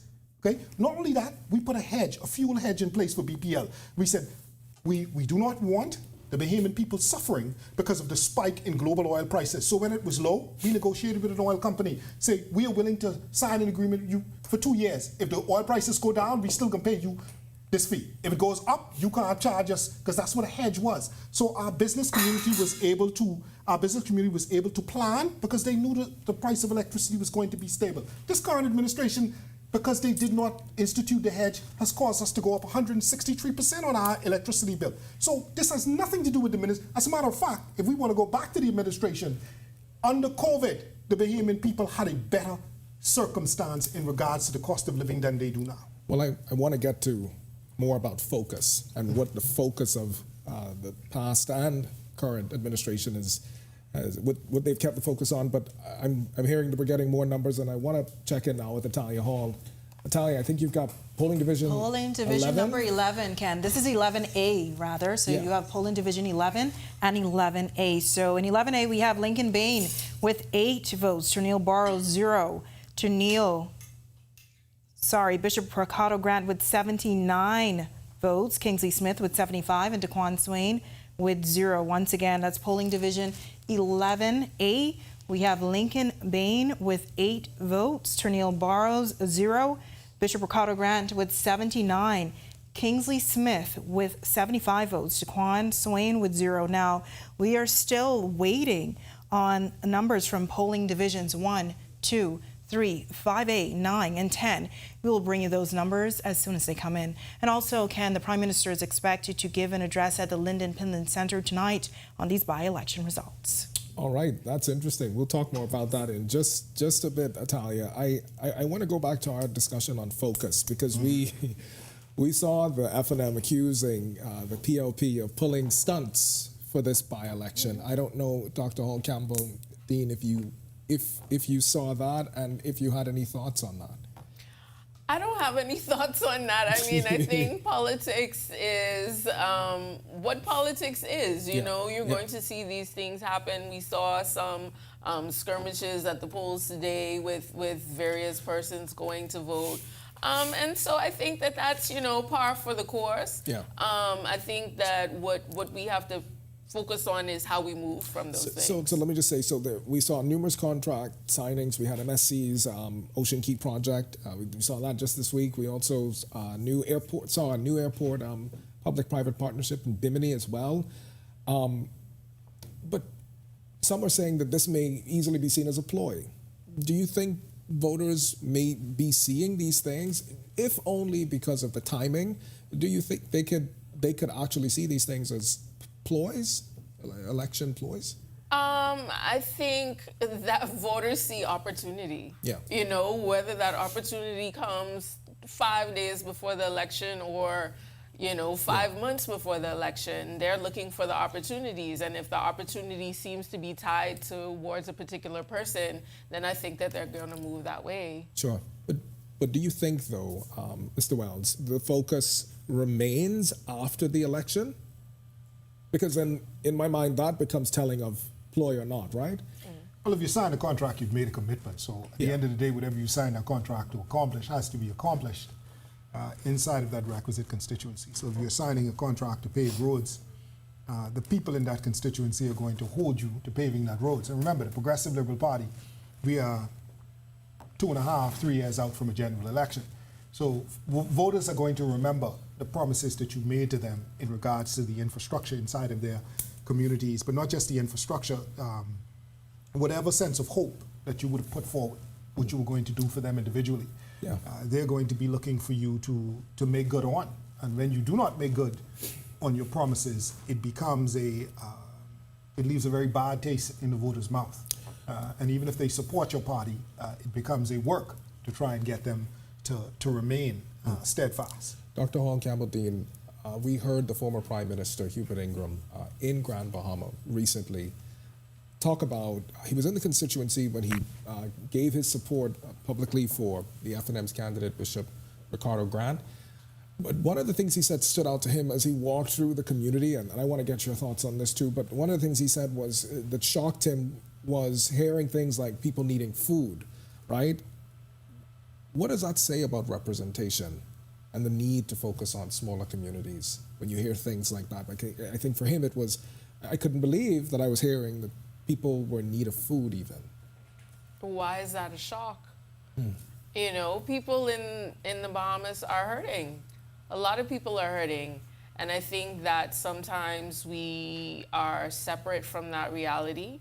And when you have all of your government located in New Providence, it's very easy to become separated from that reality, right? Even though we have members of parliament, they're not in these environments. They're not in these spaces every day.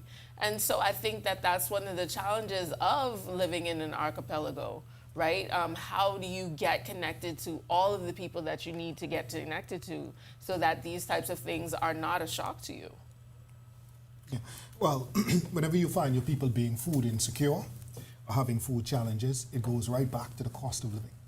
Can I push my hand in my pocket and pull out some money to go to the grocery store? Hence that becomes the priority. That becomes the priority, right? So if my taxes are high, which has happened in the past 2 years under this current administration, if my utilities are high, which has happened under this current administration, then I'm going to have very little in my pocket to be able to spend on that which I consider most important, which is my food. Because I have to pay for my utilities, I have to, when I go to buy food, whereas I would expect to have spent $100 for a week worth of groceries, that $100 now only lasts me for 3 days. So then it becomes the opportunity cost for you. And then on top of that too, if I had 7 people in the house, persons in the house who were employed, and now we're down to 3. So it's an issue of unemployment, it's an issue of the taxes that have been levied, and it's an issue of the cost of the utilities, which dovetails into the overall cost of living increase in this country, and that is what we're suffering from as a people. Did we hear a lot of that on this campaign trail, though? Did we hear much about that? I think the current Were those leader, issues discussed? I think the leader of the opposition, I think Michael Pintard touched on it somewhat, the cost of living when he spoke about BPL, bread basket items was spoken to by Crazy Thompson.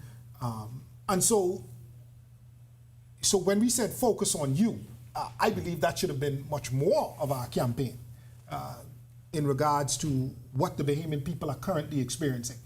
He spoke about when you go into someone's house and you look up, there's still a hole in the roof of some people's houses. I know we would have done an awful lot, as I said, in the former Minister administration to be able to address those issues. We fixed 2,600 homes in the area. But when an individual is experiencing things right now, oftentimes it inures and it affects the way they're currently thinking about who it is that they should support. Now, that should translate into the fact that the Free Dash the movement should be winning this constituency. So it's going to be quite interesting to see what the results are at the end of the night and what the tail of the tape says.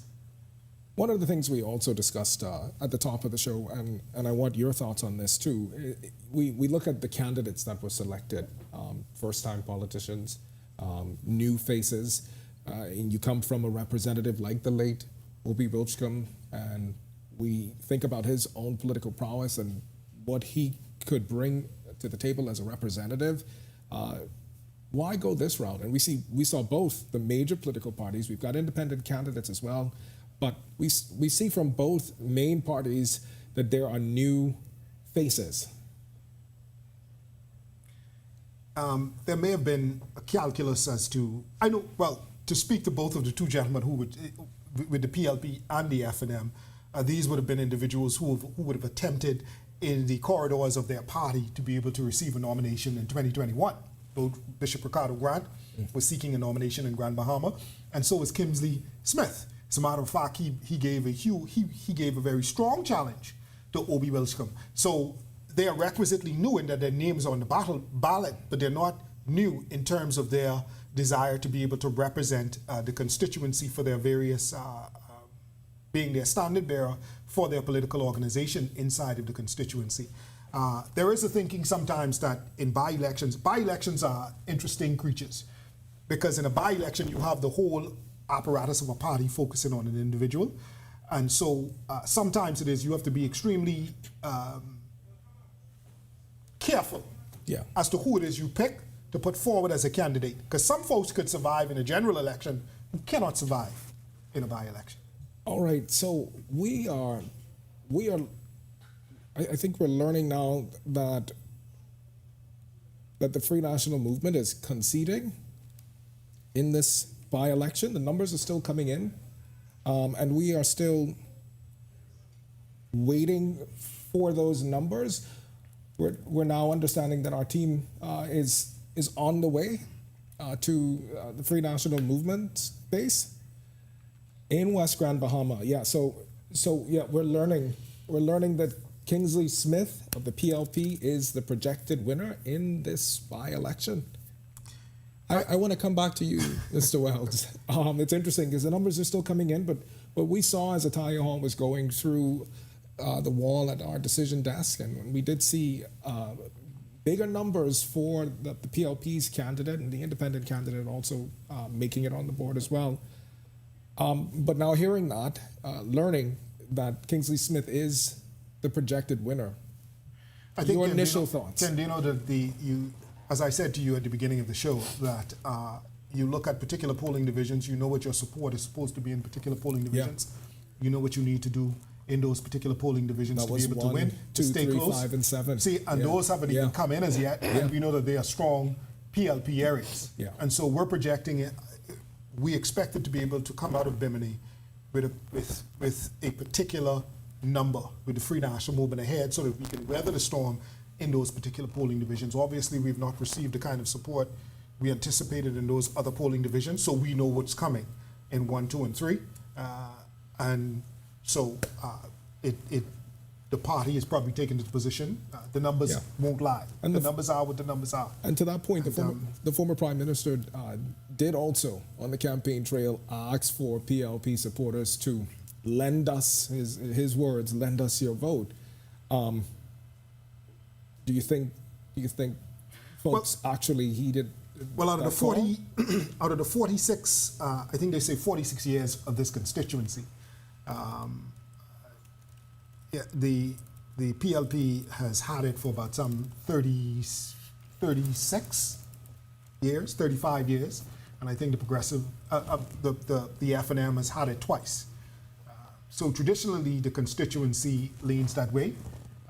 But at the end of the day, I think given where we are at, I think the Free National Movement was hoping that both its message and given the current state of what the economy is, that perhaps PLPs would have been willing to cross and vote for us, as well as the Free National Movement members would have been able to come out en masse to be able to say, listen, we know where we are in the election cycle and we want to send a very clear message to the Progressive Liberal Party that we're coming. Do you think the party's message was strong, though, on this campaign?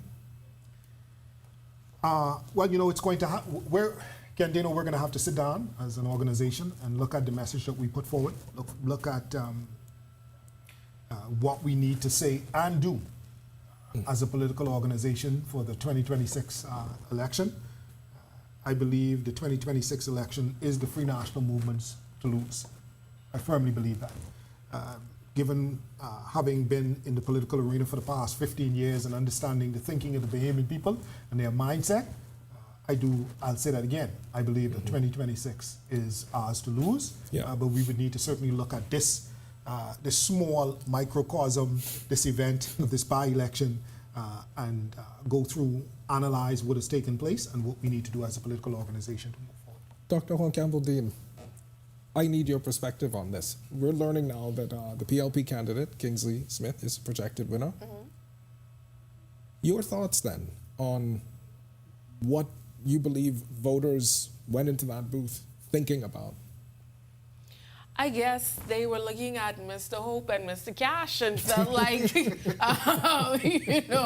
PLP candidate was the one to bring both so of those. hope wasn't enough in your mind? I don't think, I don't think that the hope that something, new would bring a different outcome was enough. I think one of the messages that the PLP was promoting was, listen, we are the party that is in power. Why would you go with another group that is not? Truth. And I think because you get a representative that wasn't part of the governing party. Absolutely. Our ability to promote and absolutely. Okay. And that logic doesn't really ring for me because I feel like, whether my party is in power or not, if my MP is in the House, he should be able to do something for me.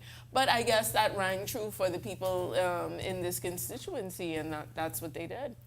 And I guess when you think, though, about the by-election after the resignation of our former Prime Minister, Hubert Ingram,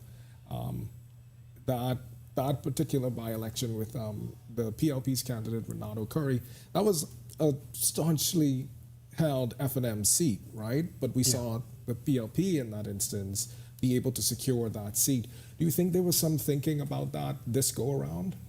I think, Candino, that there was a little difference in that the PLP had just come off of a major victory in May, and that by-election was in October. It was 5 months after a general. Sure. This is 2+ years. Momentum was different. Momentum right? was different. Understood. I believe that the Free National Movement candidate, Mr. Gomez, was a very poor candidate. I mean, on every metric you tick, he couldn't tell you which school he went to in the United States, all manner of things.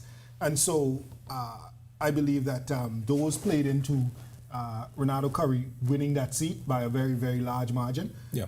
But at this point, this juncture, 2+ years in, almost 50% the way for the Progressive Liberal Party. I think, as I said, the Free National Movement is my political organization is going to have to sit down and just assess what has taken place and how we ensure that our win in 2026 is secured. Is that the focus now? It is the focus, but the focus of winning a general elections isn't just about winning the general elections. It is about why you want to win a general election. Yeah. What is it that you're offering the Bahamian people? You see, leadership, winning election, seeking power has to be about making the people of your nation, the principles which you hold dear. It can't be about the person, it has to be about the principles. It can't be about the idol, it has to be about the ideology. It can't be about the man, it has to be about the message that you're putting forward. And so what message are you putting forward and what results are you hoping to get from that for and on behalf of the Bahamian people? What kind of future are you seeking to create? And that's what the Free National Movement is going to have to put forward to the Bahamians. So Dr. Hall Campbell-Dean, your thoughts on his perspective? I mean, I completely agree with that. I think that people are looking for something that does give them hope. That I think when we look at Bahamian politics, and you've had, different administrations every 5 years for the last 20 years, that we are not. I don't know if we've been voting for a particular party. I think that it would be wonderful and interesting if in this general election coming up, you saw Bahamians actually vote for a party rather than vote against who is in.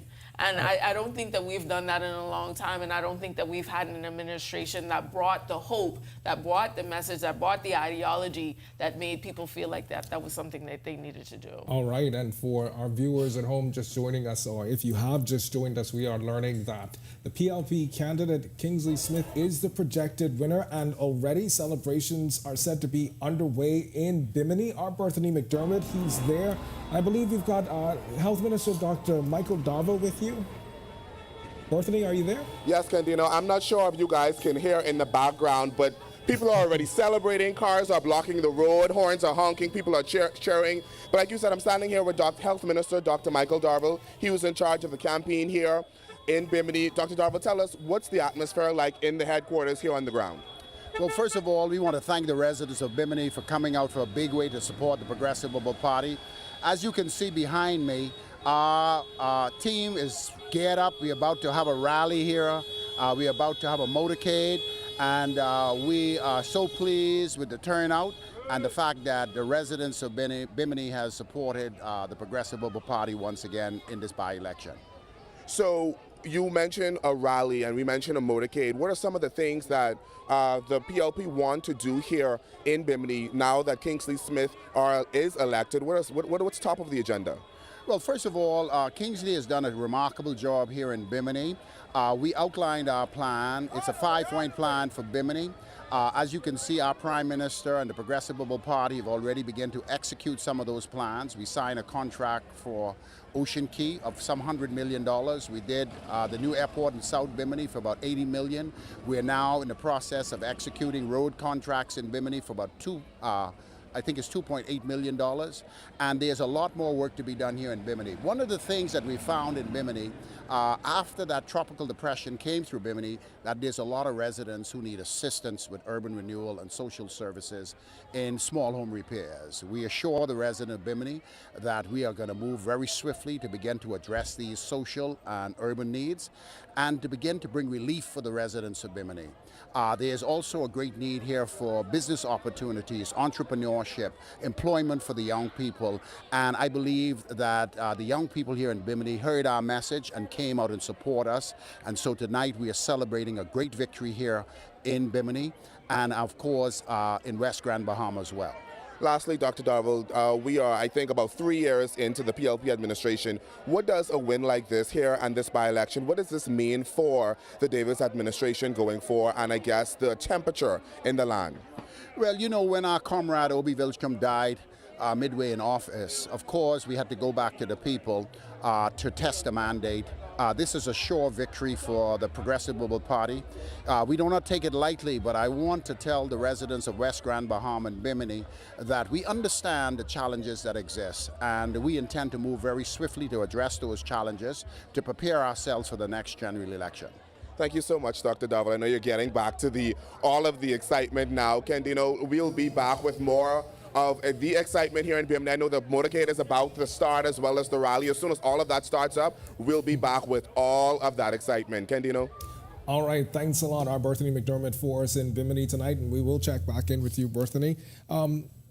When you hear from Dr. Darville, who's obviously talking about the fact that their message was obviously one that resonated with voters, what then, Dr. Hall Campbell-Dean, does the other major political party, the Free National Movement, and other candidates who are vying for this seat as well, what then do they need to be doing post by-election if it is that they are still in fact interested in representing this constituency? I think that they would need to be giving well, first, I would like to know who voted, right? Sure. When we look at what the voter turnout was, and then who actually came out to vote, because that will determine what message that they need to promote, right? Do they want to promote the message to those people that did vote this time, or are they sending their message to the people that decided that they didn't want to vote, that they weren't going to come out? So I think that those are two different groups of people that hopefully everyone is looking at and trying to engage. And Mr. Wells, does Bishop Grant's campaigning continue? I would think that his campaign, if he wants to contest again, that he ought to stay relevant, he ought to stay in the constituency, he ought to stay working. You know, nothing beats a failure but a try, and oftentimes we may have failed at it the first time, but if we stay and stick, the Bahamian people may decide to reward you in a general election. And so I believe if he's sincere about wanting to represent the people of West End and Bimini, that he ought to stay in the constituency and stay working as best that he can to gain their sense of faith and confidence.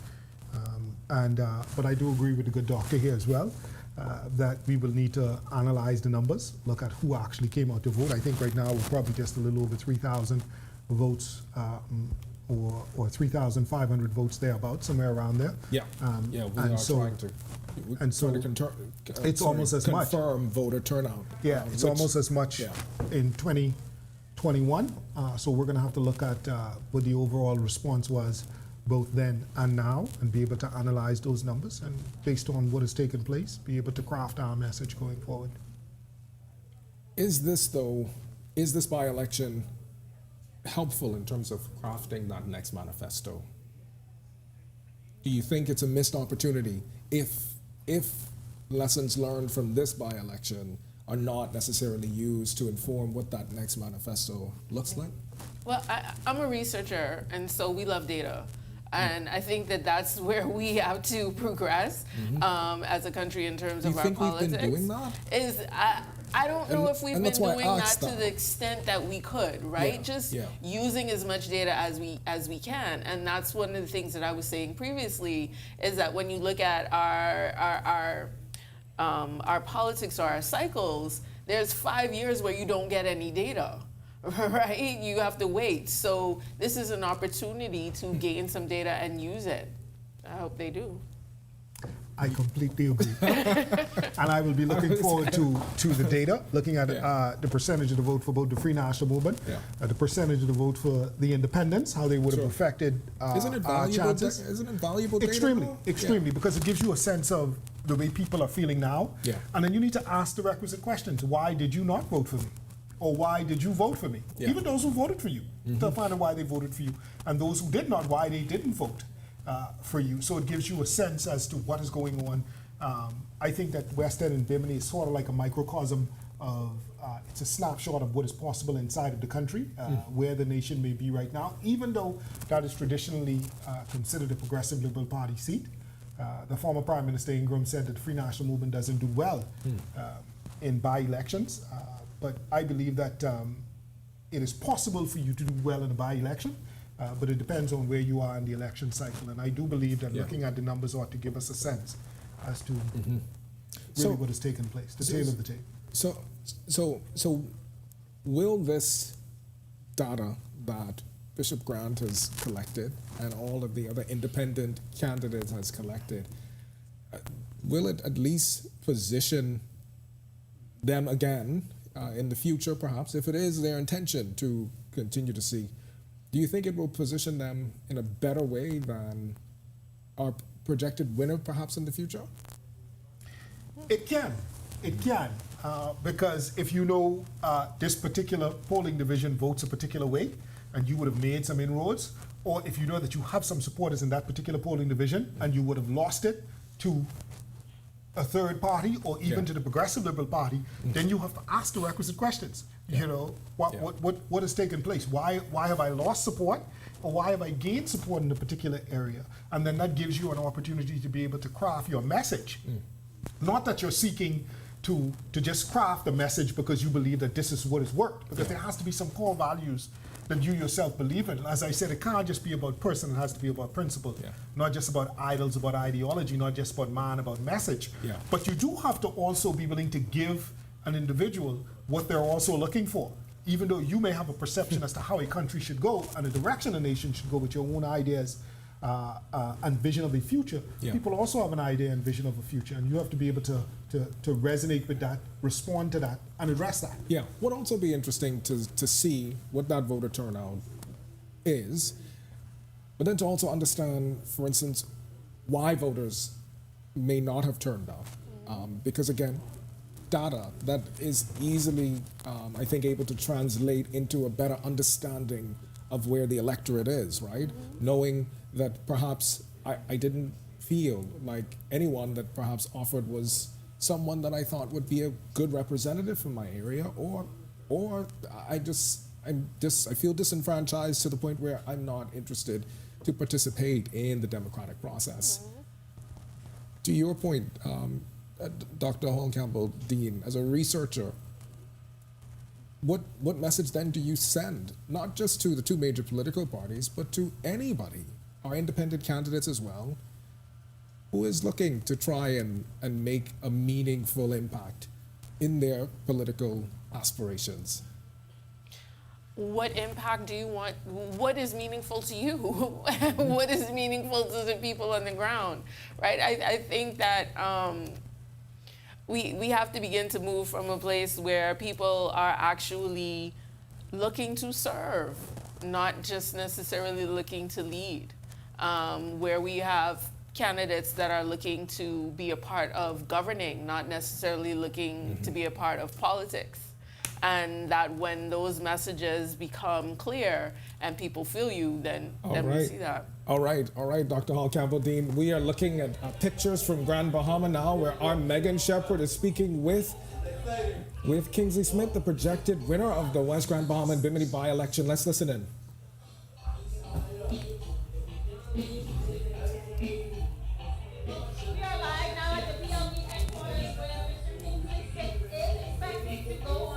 And give a speech in just a short moment. Oh, yes, my girl. No. We get PM line first, and then we go afterwards. And as you know, the Prime Minister is expected to give an update live at 8 p.m. Kingsley Smith is being joined by Progressive Liberal Party members, including the Deputy Prime Minister, Chester Cooper. Other members of Cabinet are also on the ground, including Minister for Grand Bahama, the Honorable Ginger Moxie, Minister of National Security, Mr. Wayne Monroe. We have Mr. Zane Lightbourne as well on the ground. There is a lot of activity happening right now. It is very hard to get to Mr. Smith at the time, but he is expected to get on stage in just a few moments to give a speech to the crowd.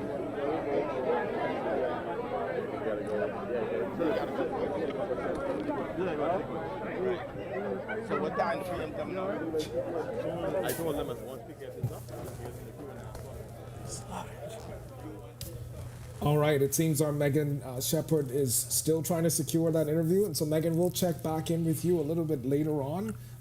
But Dr. Hall Campbell-Dean, I stopped you before we went to take a look at that moment happening over in West Grand Bahama right now with the projected winner. Your point, which is, what is meaningful to you? What is important to you? And is that message actually resonating or driving the way a campaign is being run? Absolutely. And then does that resonate with the people that you want to lead, the people that you want to serve? And I think that's why I was encouraged that there was an actual candidate from the constituency, a young person running in this election. You know, they might not have gotten a whole lot of support, but I think that there's something to be said that was something that happened in this by-election, that voice is out there, and not just out there, but willing to serve and willing to represent. And your thoughts, Mr. Wells? Well, traditionally by-elections in the Bahamas, usually you get around about 67, 2/3 of the voters come out in a particular by-election. I think we could look at the Elizabeth by-election. In 2010, you would have seen that about 1/3 of the person stayed home. That happens oftentimes in by-elections in the country. Yeah. And when asked, that other third say, listen, we figured it wasn't going to make a difference one way or the other. Sure. With our current circumstance, we are holding our powder dry for the... To the point about that research and understanding why people may not have gone, right? Exactly. It could have been a myriad of issues, right? Yeah. The Bahamian people at 1/3 typically like to say they're keeping their powder dry for the general, to decide. For the big dance. For the big dance. And so, again, like I said, we're going to have to look at the numbers and really analyze what has taken place. Yeah.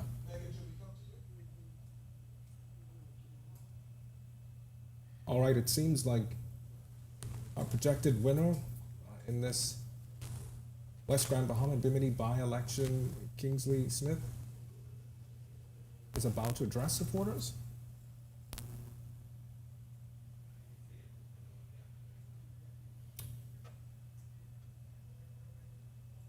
Candino, certainly I believe the...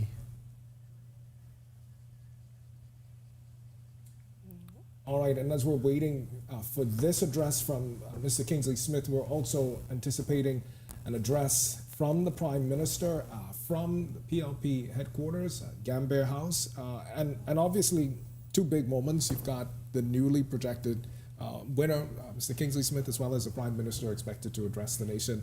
I'm curious what Dr. Hall Campbell-Dean should the Prime Minister be saying to the Bahamian people right now? Other than thank you? For sure. I mean, beyond thank you. Right? I mean, I think I think that the Prime Minister plays a role in the politics of the party, but then also the more important role is in the leadership of the people. So I would hope that his address speaks both to the party, but also the people that didn't vote, for his party, and how their concerns and their needs are also ultimately going to be met with this election. Sure. And Mr. Wells? And I'll begin where the good doctor left off, which is addressing the concerns of those persons who would have not voted for the Progressive Liberal Party. Exactly. Because my those question, are the ones beyond the vote now. We have a new representative. It's obviously a wonderful thing for us to see. And for the people of West Grand, Bahama and Bimini to have a representative. All right, it seems that Mr. Smith is about to make his address, so I think we'll turn things over to our Megan Shepherd, who is in West Grand, Bahama with this. All right, let's listen in. Yeah, ready. Let's go. Ready? Kingsley. Mr. Smith, ready? Take it quick. Yeah. Moments ago, the FNM conceded, and based on the polling results that are coming out, you appear to be the victor. Speak to that. How are you feeling? Right. I feel elated. I'm humbled. I was shocked at the people. It's just it's an overwhelming experience, having for the first time entered the halls of Parliament, right? And so tonight, based on what is happening tonight, words cannot express it, how I'm feeling right now. Maybe in the morning, I might have a better understanding, but right now, everything is in there. So I'm just happy, very happy at the results. And where are we going? We earlier talked about the work that you put on the ground over these past few weeks. Talk about what that means now for you, seeing that coming to fruition. Yes, again, what we did, we went out, we campaigned, we knocked door to door, we showed what is it that we're seeking to do, we showed our vision, what we have for the community. And so the response, they accepted, they agreed, they gave me a mandate, they voted for me. The results came in, and as a result, I am here now to work and produce based on what it is that we campaign on. Both the DPM and the PM made it clear that they would prefer to see you as the next member of Parliament because they feel as though you could help with the continuity of the work that's been laid down in this constituency. How does that make you feel, knowing that they're relying on you? They're hoping that you could help them get the work done. Right. I mean, to have that kind of backing from the two top executives of the country, it means a lot. It means a lot. But again, the constituents, the voters, they are the heroes, they are the winners in this. And I want to thank them deeply and greatly for giving me this opportunity to represent them in the halls of Parliament. We've lost a giant of a man who would have represented the constituency for 21 plus years. And so they have a new person coming in, they're excited, and I will show and do my best to continue to improve on what was done and take the constituency to another level. Overwhelming support by your now parliamentary colleagues and obviously the community. What does it mean to see the show of support for you tonight? Again, I'm overwhelmed by it. To see they still standing here with me after walking for some 3 weeks, all right, and to know that the Victory Party, that they are still here today, it means a lot. Thank you all very much. We're going to go to the stage. I'll tell you up there. I'll tell you up there. This is a great day. God is good. I'm excited for the people of West Grand, Bahama and Bimini, and for Kingsley Smith. Thank you very much. As you heard, they are now going to be moving those speeches to the stage, and the Prime Minister is expected to give a speech at 8 p.m. as well. So we'll be standing by for that. We will be tossing it back to the stage and back to you in studio, Quintino and Natalia.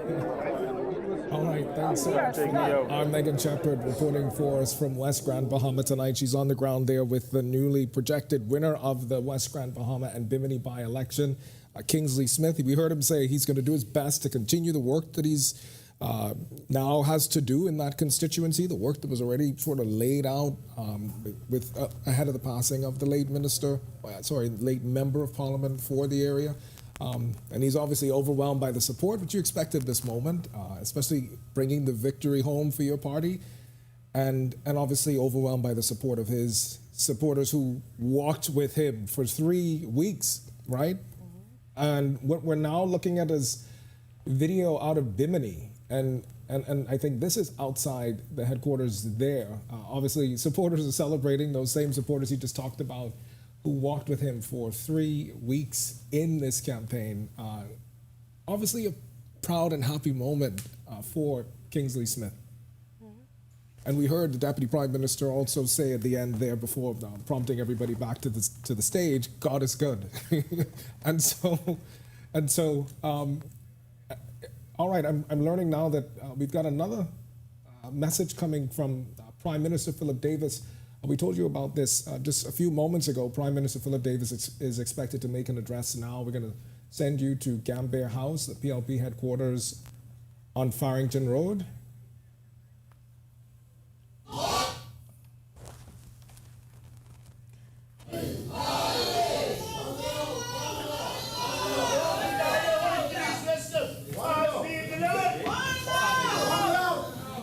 Let's get together.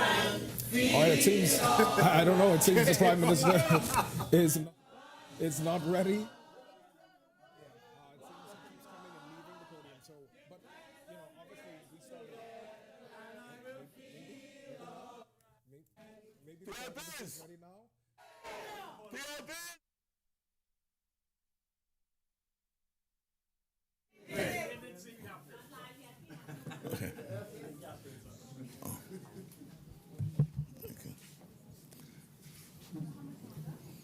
Barbara.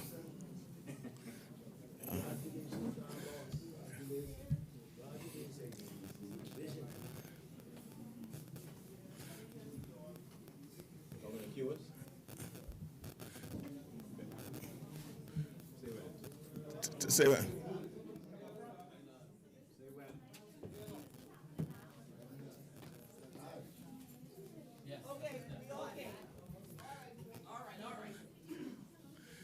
PLPs! PLPs! PLPs! Let me say good evening to everyone. What a night. What a night. First and foremost, I want to thank the people of West Grand Bahama and Bimini.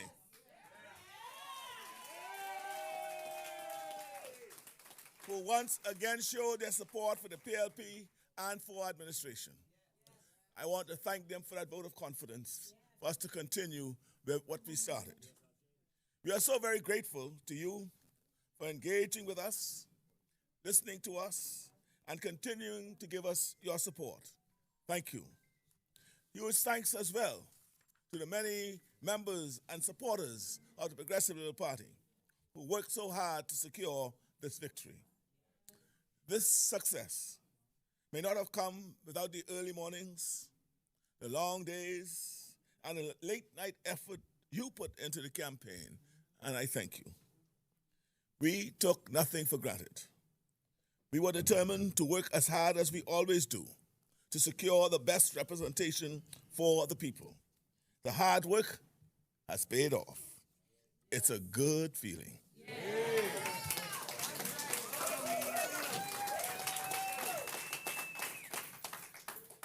We wanted to win to honor the memory of Obi. We especially wanted to win because we wanted a representative who shared our vision for the people of the constituency. And now we can continue forward with that vision. Once again, we say thank you. The campaign gave us an opportunity to reconnect with the people in West Grand Bahama and Bimini in a much deeper way. We've already done a lot of things on these islands, but there's still lots more to do. People invited us into their homes. We heard their stories. We saw many of the challenges they are facing and dealing with. There's a comfort in knowing that many of the seeds we have planted in Grand Bahama and Bimini will bring significant new opportunities for the residents in Grand Bahama and Bimini. New investments and upgrades to infrastructure will make a real difference. But in the meantime, life is still far too challenging for too many. It's on this, and it's on us to make sure that we deliver relief farther and wider. I repeat that all of us in this administration and who support us will appreciate. It's on us to make sure that we deliver relief farther and wider. The same thing is true around the country. The economy is growing, but recovery and growth haven't reached everyone yet. We know how much work there is to do. Finally, I say a huge thank you to our candidate, Kingsley Smith, as he steps forward to carry the baton for the people of West Grand Bahama and Bimini. Kingsley Smith was our man and our choice, and we congratulate him on sprinting successfully through a campaign which none of us expected. Congratulations, Kingsley, on a job well done.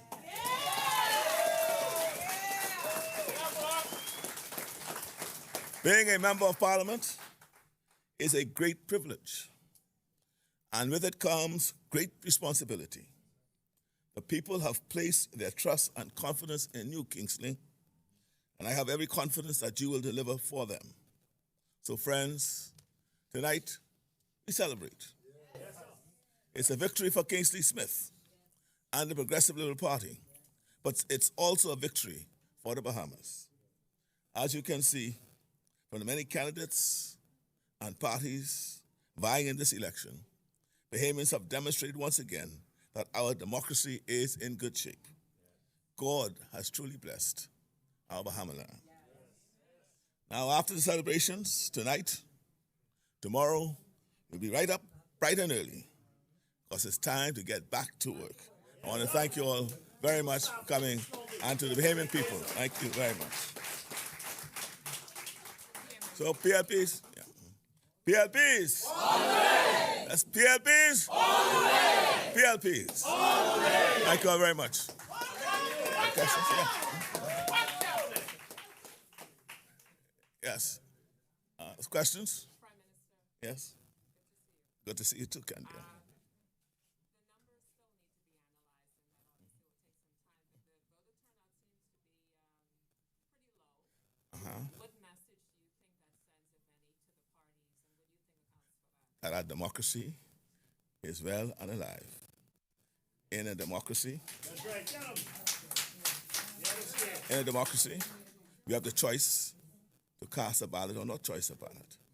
And that's the constituents' constitutional right to decide whether they're going to participate or not. We encourage participation, but if they choose not to, that's their democratic right.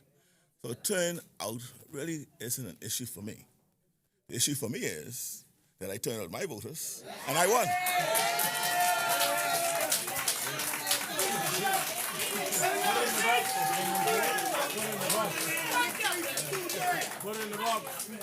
We turned out our voters. We encouraged our voters to come out and they voted. It was their job to get their voters out. And it's our job always to encourage participation.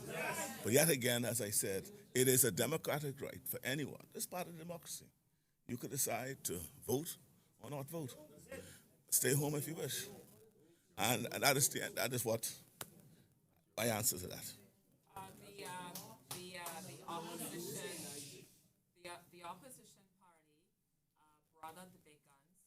Their theme generally was this theme of PLP neglect of the constituency. What message then do you think the voters sent to the opposition party that had this message throughout the campaign? Yeah, I think the message that the voters sent to the FNM is that they still have confidence in this administration. Yeah.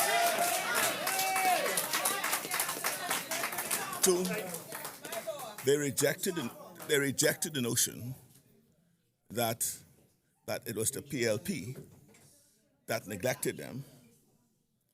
But I dare say, and may say, that there was neglect. Right? What they realize is that this leader, this administration, has only been in for 2 years. They saw some movement. They had hope in us that we will not neglect them and that we will deliver on what we said we will do. And I think, and that is my mantra. As I said, and I reminded my colleagues, we must bring relief in the shortest possible time to those people of West End and Grand Bahama. Yes. Good job. Magnificent job. What was your personal reaction to these vote buying claims from the opposition leader? Well, my reaction to that was... Did the PLP buy votes in this election? No, not the PLP. We did not buy votes. My reaction to that was that they were laying the basis for the victory that we were going to have. They saw quite some time ago that they were not going to win. They knew that they were not going to win. So they have to have a response to why they lost. And it's, sometimes human nature drives us to conjure up excuses for why things would not go the way we want to. They knew it was not going to go the way they wanted to, but yet still. So they laid the basis. And I think as the days and months go along, you'll continue to hear them talking about that. But I want them to talk about the person who's now in custody about buying votes. Mr. Mayor, one follow-up question, please. Lloyd Allen from ZNS. Who? Lloyd Allen from Yes. ZNS. In regards to the people of Grand Bahama, obviously it's been a difficult road economically for them. Now that they have a new representative, what can they expect now? Well, they could expect that we will deliver on those things that we have done. We are working assiduously to ensure that we bring relief to those people in West Grand Bahama. So, for example, they have to go to Grand Bahama for into Freeport to access a lot of services. But one of the things we've just done is to open up an administrative complex to bring services into the community, so they won't have to go to Freeport anymore. Right? There are other things that we're hoping to bring into the community itself, which we hope will spur further activities. And working assiduously on one or two interests in developing a West End Grand Bahama as a marine center, airport we're hoping to get. So we are doing things to revitalize that community. And then finally, of course, we can take one more question. Ginger Moxie was appointed responsible for the Tech Hub Initiative 242 in Grand Bahama. Can you speak to responsibilities that are now pending for the new minister? New minister. Is there a role for Kingsley Smith in your administration? There will be a role. There will be a role, and you'll hear about it in due course. Coming soon. Can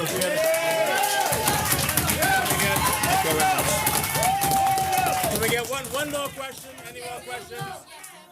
We have one more question. One more question. That's it. Do you believe that this vote of confidence One question. Hello. Do you believe that this vote of confidence shows that the party is well positioned for the next general election? We are positioning ourselves in due course to win the next election. But at this moment,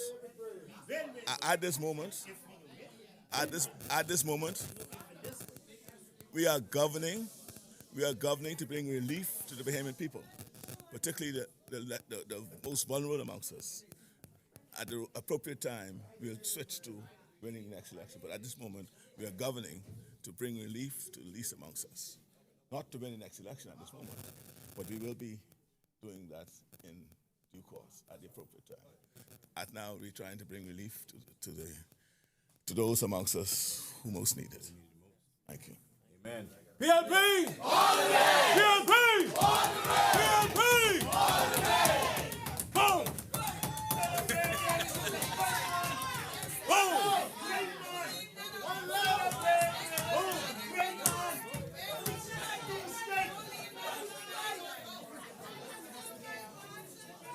All right, that was Prime Minister Philip Davis making an address after Kingsley Smith, the PLP's candidate for the West Grand Bahama and Bimini by-election, has been named the projected winner. The Prime Minister saying that Kingsley is now having the great privilege and great responsibility of being the next representative for the area. He says, based on today's vote and the way things went, democracy certainly is in good shape. And after the celebrations tomorrow and all the congratulatory celebrations for Kingsley Smith, he says the party is back up bright and early tomorrow to get back to the work of the people.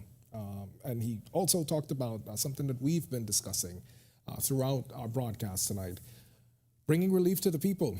And that's one of the things that you've been consistent about, Dr. Hall, Campbell Dean, and Mr. Wells, bringing relief to the people, but bringing that in the shortest amount of time possible.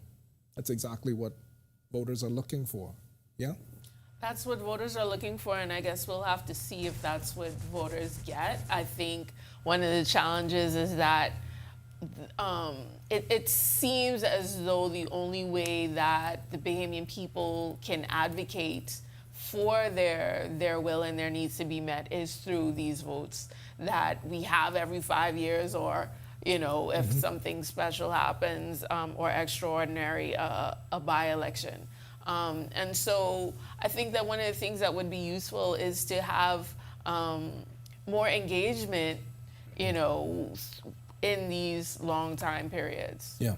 And one of the things that we also heard the Prime Minister addressing in the Q&A that followed was about his reaction to a story that we actually carried in our news on a man who was arrested for allegedly buying votes. And the Prime Minister saying the other side has been laying the basis for why the PLP emerged with this victory. And he said the party had to have the opposition party had to have a response for why it would lose the election, knowing it was going to happen. And I wanted to get your thoughts, Mr. Wells, on his reaction. Well, at the end of the day, I said elections are about two things: Bob Hope and Johnny Cash. I don't accept the Prime Minister's reference to the fact that we in the Free National Movement was laying an excuse as to why we were going to lose, quote unquote, this by-election. I think it was just a statement of fact that the Free National Movement saw or felt was taking place on the ground. I think the party would have put out a statement in regards to the arrest of the gentleman that the Prime Minister referenced, and as far as I'm known and have been made aware, he has no official position or affiliation with the Free National Movement. I think it would be foolhardy, ignorant really of an individual to go on social media, go on social media and basically speak to that issue. And so I believe that the government would have dealt with it. And Dr. Hall, Campbell Dean, I mean, when you hear about this kind of behavior during an election, does it cause voters to question the transparency and legitimacy of a vote? I don't think the Bahamian... I mean, not based on your own research and your own understanding of how the electorate obviously is receiving this kind of information and these kinds of stories during a vote. Yeah. I think that situation was a very peculiar one, especially for someone to be so brazen with the way that they went about doing it, to post it on social media. But I also don't think that the Bahamian voters are under any delusion that money doesn't play a part in politics. Sure.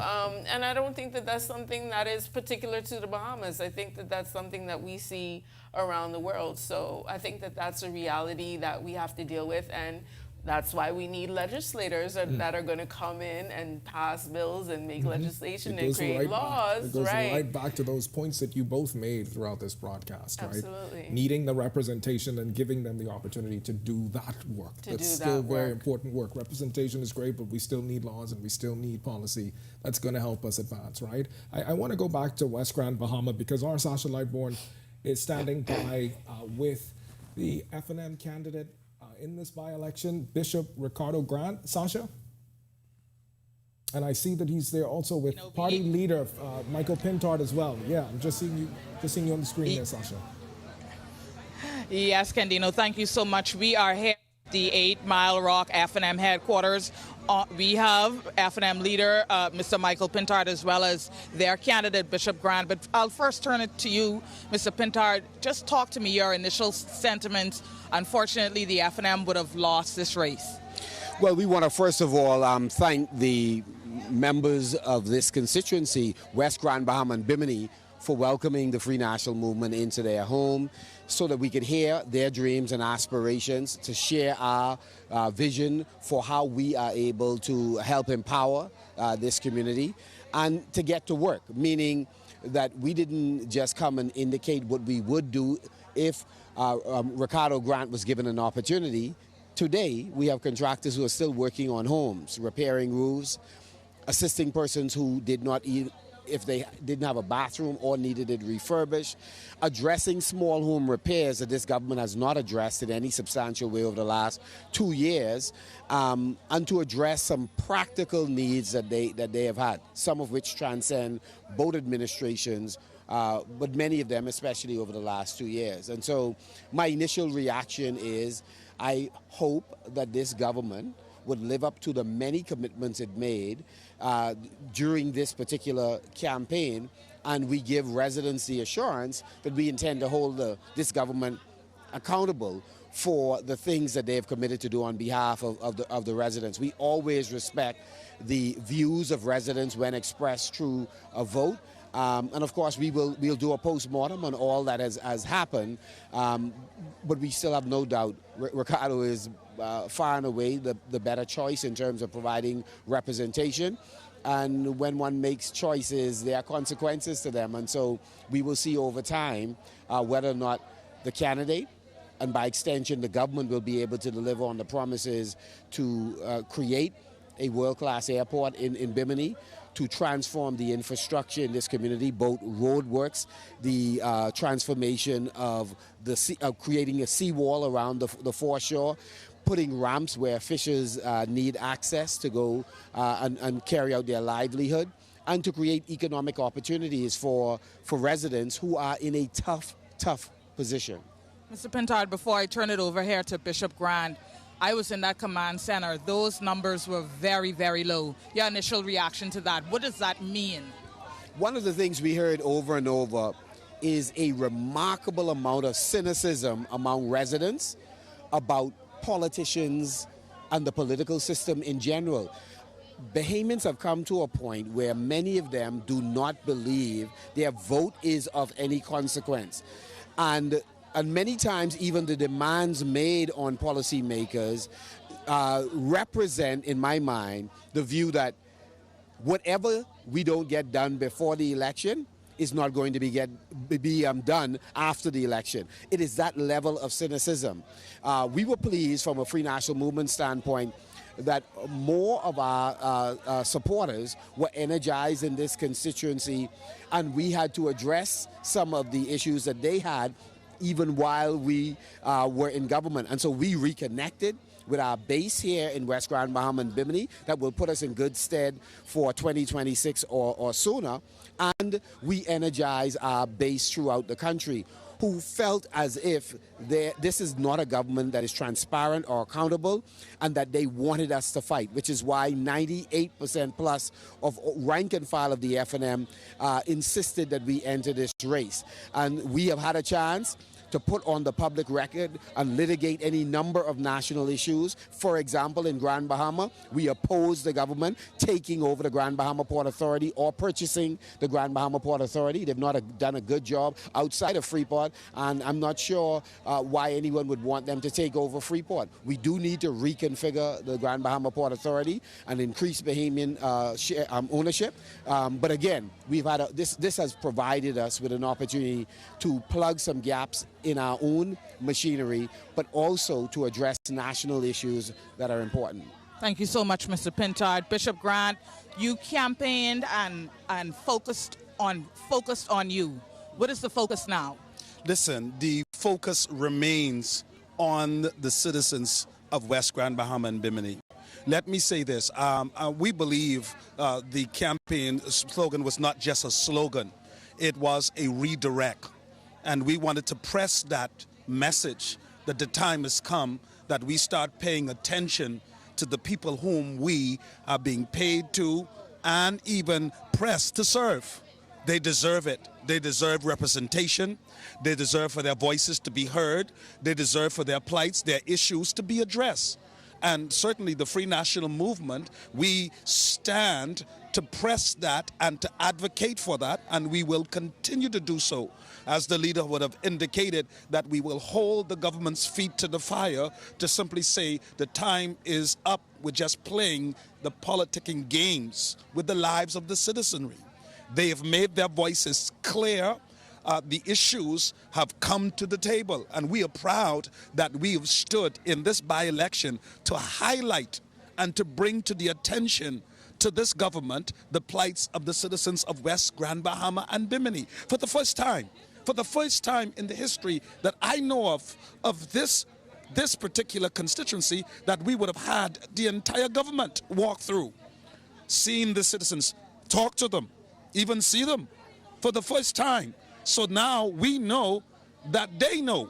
And so we're going to hold their feet to the fire, and we're going to stay pressing them to simply say, now you have promised. You're going to make good on those promises because the people deserve for them to be met. Bishop Grant, we have another 2.5, maybe even 3 years left for this particular government. Will constituents in West Grand Bahama and Bimini continue to see you? Listen, I said it on the campaign trail, and I will continue to say it. I don't just pass through here. I live here. This is my home. The stakes in this is not in a bypass way or just for the purpose of holding a particular seat or for status. I am invested in here. My family is here, my fathers, my sisters, my brothers, my cousin, my aunts. And so the fight here for me is personal. And it will remain personal. They will not only see me, we're going to continue to partner together to continue to do the best we can with what we have. But we're going to continue to let them know, and any which way we can, any opportunity given to us, we're going to make certain that they hear us in West Grand Bahama and Bimini. Thank you so much, Bishop Grant. There you have it, Kendino. You heard Mr. Pintard talk about keeping the government's feet to the fire. You also heard Bishop Grant say he is invested in this community. So we're going to see more and hear more from the F&M. They are committed to West Grand Bahama and Bimini. Turning it back over to you, Kendino, coming live from the F&M headquarters right here in 8 Mile Rock. All right, thanks a lot, Sasha. Sasha Lightborn there in West Grand Bahama for us, her and Megan Shepard on the ground there. I want to come back to you, Mr. Wells, about your party's message that we just heard there from the party leader and from the candidate. Well, as was said, we're going to keep an eye on the current administration to ensure that they do what it is that they would have promised the people of West End and Bimini. I do believe that the current Prime Minister did exactly what I thought he would have done, which is to say that he sees this vote as a confirmation for him and his policies in government now, as people confirming that what he's doing is right. But at the end of the day, as was said by the leader of the opposition and our candidate, we're going to keep a close eye on them, and at the end of the day, we're going to see that the government actually delivers on the promises. It said that they were going to do some things for the people, that the circumstances that they saw inside of West End and Bimini, that he's going to be moving forward to address those. That's what the Prime Minister said. So we're going to keep an eye on whether or not that's going to be the case. All right, one of the things we discussed very briefly during that moment we just saw there from the opposition was Lincoln Bain, the other independent candidate in this race from the Coalition of Independents. He was able to secure out of that 62% of voters that turned out. He was able to secure 307 of those votes. 307 people voted for Lincoln Bain of the Coalition of Independents. What does that say, Dr. Hall Campbell-Dean? What does that say about those that showed up today looking for representation? I think that says that there's space. Yeah. There's a space. Especially considering in the last election, the independent candidate wasn't able to secure any votes, but we're seeing Lincoln Bain getting 307. Absolutely. And I think that it's significant that these 307 votes came from the Family Islands, right? These weren't 307 votes that happened in New Providence. So I think that there's a space for another voice, for another perspective. And I think that the Bahamian people are starting to take seriously, or at least some of the Bahamian people are starting to take seriously, that another perspective could play a role in our political system. Mr. Wells, do you think that that's telling? Well, Candino, I'd say about the vote count in regards to the Coalition of Independents. I think in the last term, 2021, I think their candidate would have gotten about 190 votes. So he's gotten about 307 this time around. I think overall, the vote against the former administration, I think the last time was about 340 votes. So it seems to me like there's still a sizable amount of persons who still feel the way that they do as in 2021. So obviously we're going to have to look at what it is that the third parties are offering, because as was the case in 2012 for the Free National Movement, the independent, the third party movement really damaged its opportunity to be able to be the government, both that time, and I believe they would have had an impact also in 2021. So we're going to have to look at that as a political organization and address it. And you're right. It was in fact 2017 when there was no vote for independence. 2021 there was in fact a representative. For the coalition. So I think they got like 190 votes. But the fact that the leader of the coalition has gotten 307 votes and probably is going to get more by the end of the night, I think it speaks to the fact that we need to. There are a lot of Bahamians, especially in Gen Z, millennials, who are looking for something other than what is being offered by the two major parties. So we need to be able to address that. Give them a sense of hope. Does it put fire under the feet of the major political parties when you're seeing an independent candidate coming up as quickly as this? He's got 8% of the vote based on this by-election. Yeah, well, I think the post-mortem has to, as a political organization, the Free National Movement needs to ask how much of that 307, that 340 from 2021 were supporters of the Free National Movement. And if they would have left the Free National Movement, why did they leave the Free National Movement? What is being offered to them? And in regards to the independents who would be a part of that grouping, what it is that they are seeking to see in a representative. What are they hoping for in voting for a third party? Is it just a protest vote, or are you really believing and wanting to see some stuff done that we in the traditional major parties can deliver for you and say, listen, come on board, return home, come back to us, and let us collectively together move forward to make the kind of requisite decisions and to give you the results that you're hoping for. And then with such a young demographic, right, where we're seeing, I think it was, 46% of the demographic is millennials or Gen Zs. Were these people, do they have a home to come back to? Sure. Right? Did they ever identify as with one of the major parties, or is, their first time voting for these independent candidates? You know, are they rejecting both of the parties straight off the bat? So I think that those are interesting questions and things to parse out as well. Yeah. Well, I want to say that this has certainly been an interesting evening, especially because we have been able to finally elect a representative for West Grand, Bahama and Bimini, and I want to just thank both of you for being here in studio with us tonight and helping to carry our viewers through this broadcast. And as we said, the decision has been made and the people have spoken, naming Kingsley Smith as the unofficial winner of the West Grand, Bahama and Bimini by-election. It turns out there was a 62% voter turnout, as 3,765 out of 6,084 registered voters turned up at the polls. It's been weeks in the making, culminating in hundreds of votes being cast today. I want to thank our guests again, Renwood Wells and Dr. Nyambi Hall Campbell-Dean, and of course our Sasha Lightbourne, Megan Shepard, both in West Grand, Bahama, and our Bertha McDermott over in Bimini, and to you, our audience. Thank you so much for joining us and trusting us to take you through this by-election. I'm your host, Candino Knowles. Until next time, see you soon.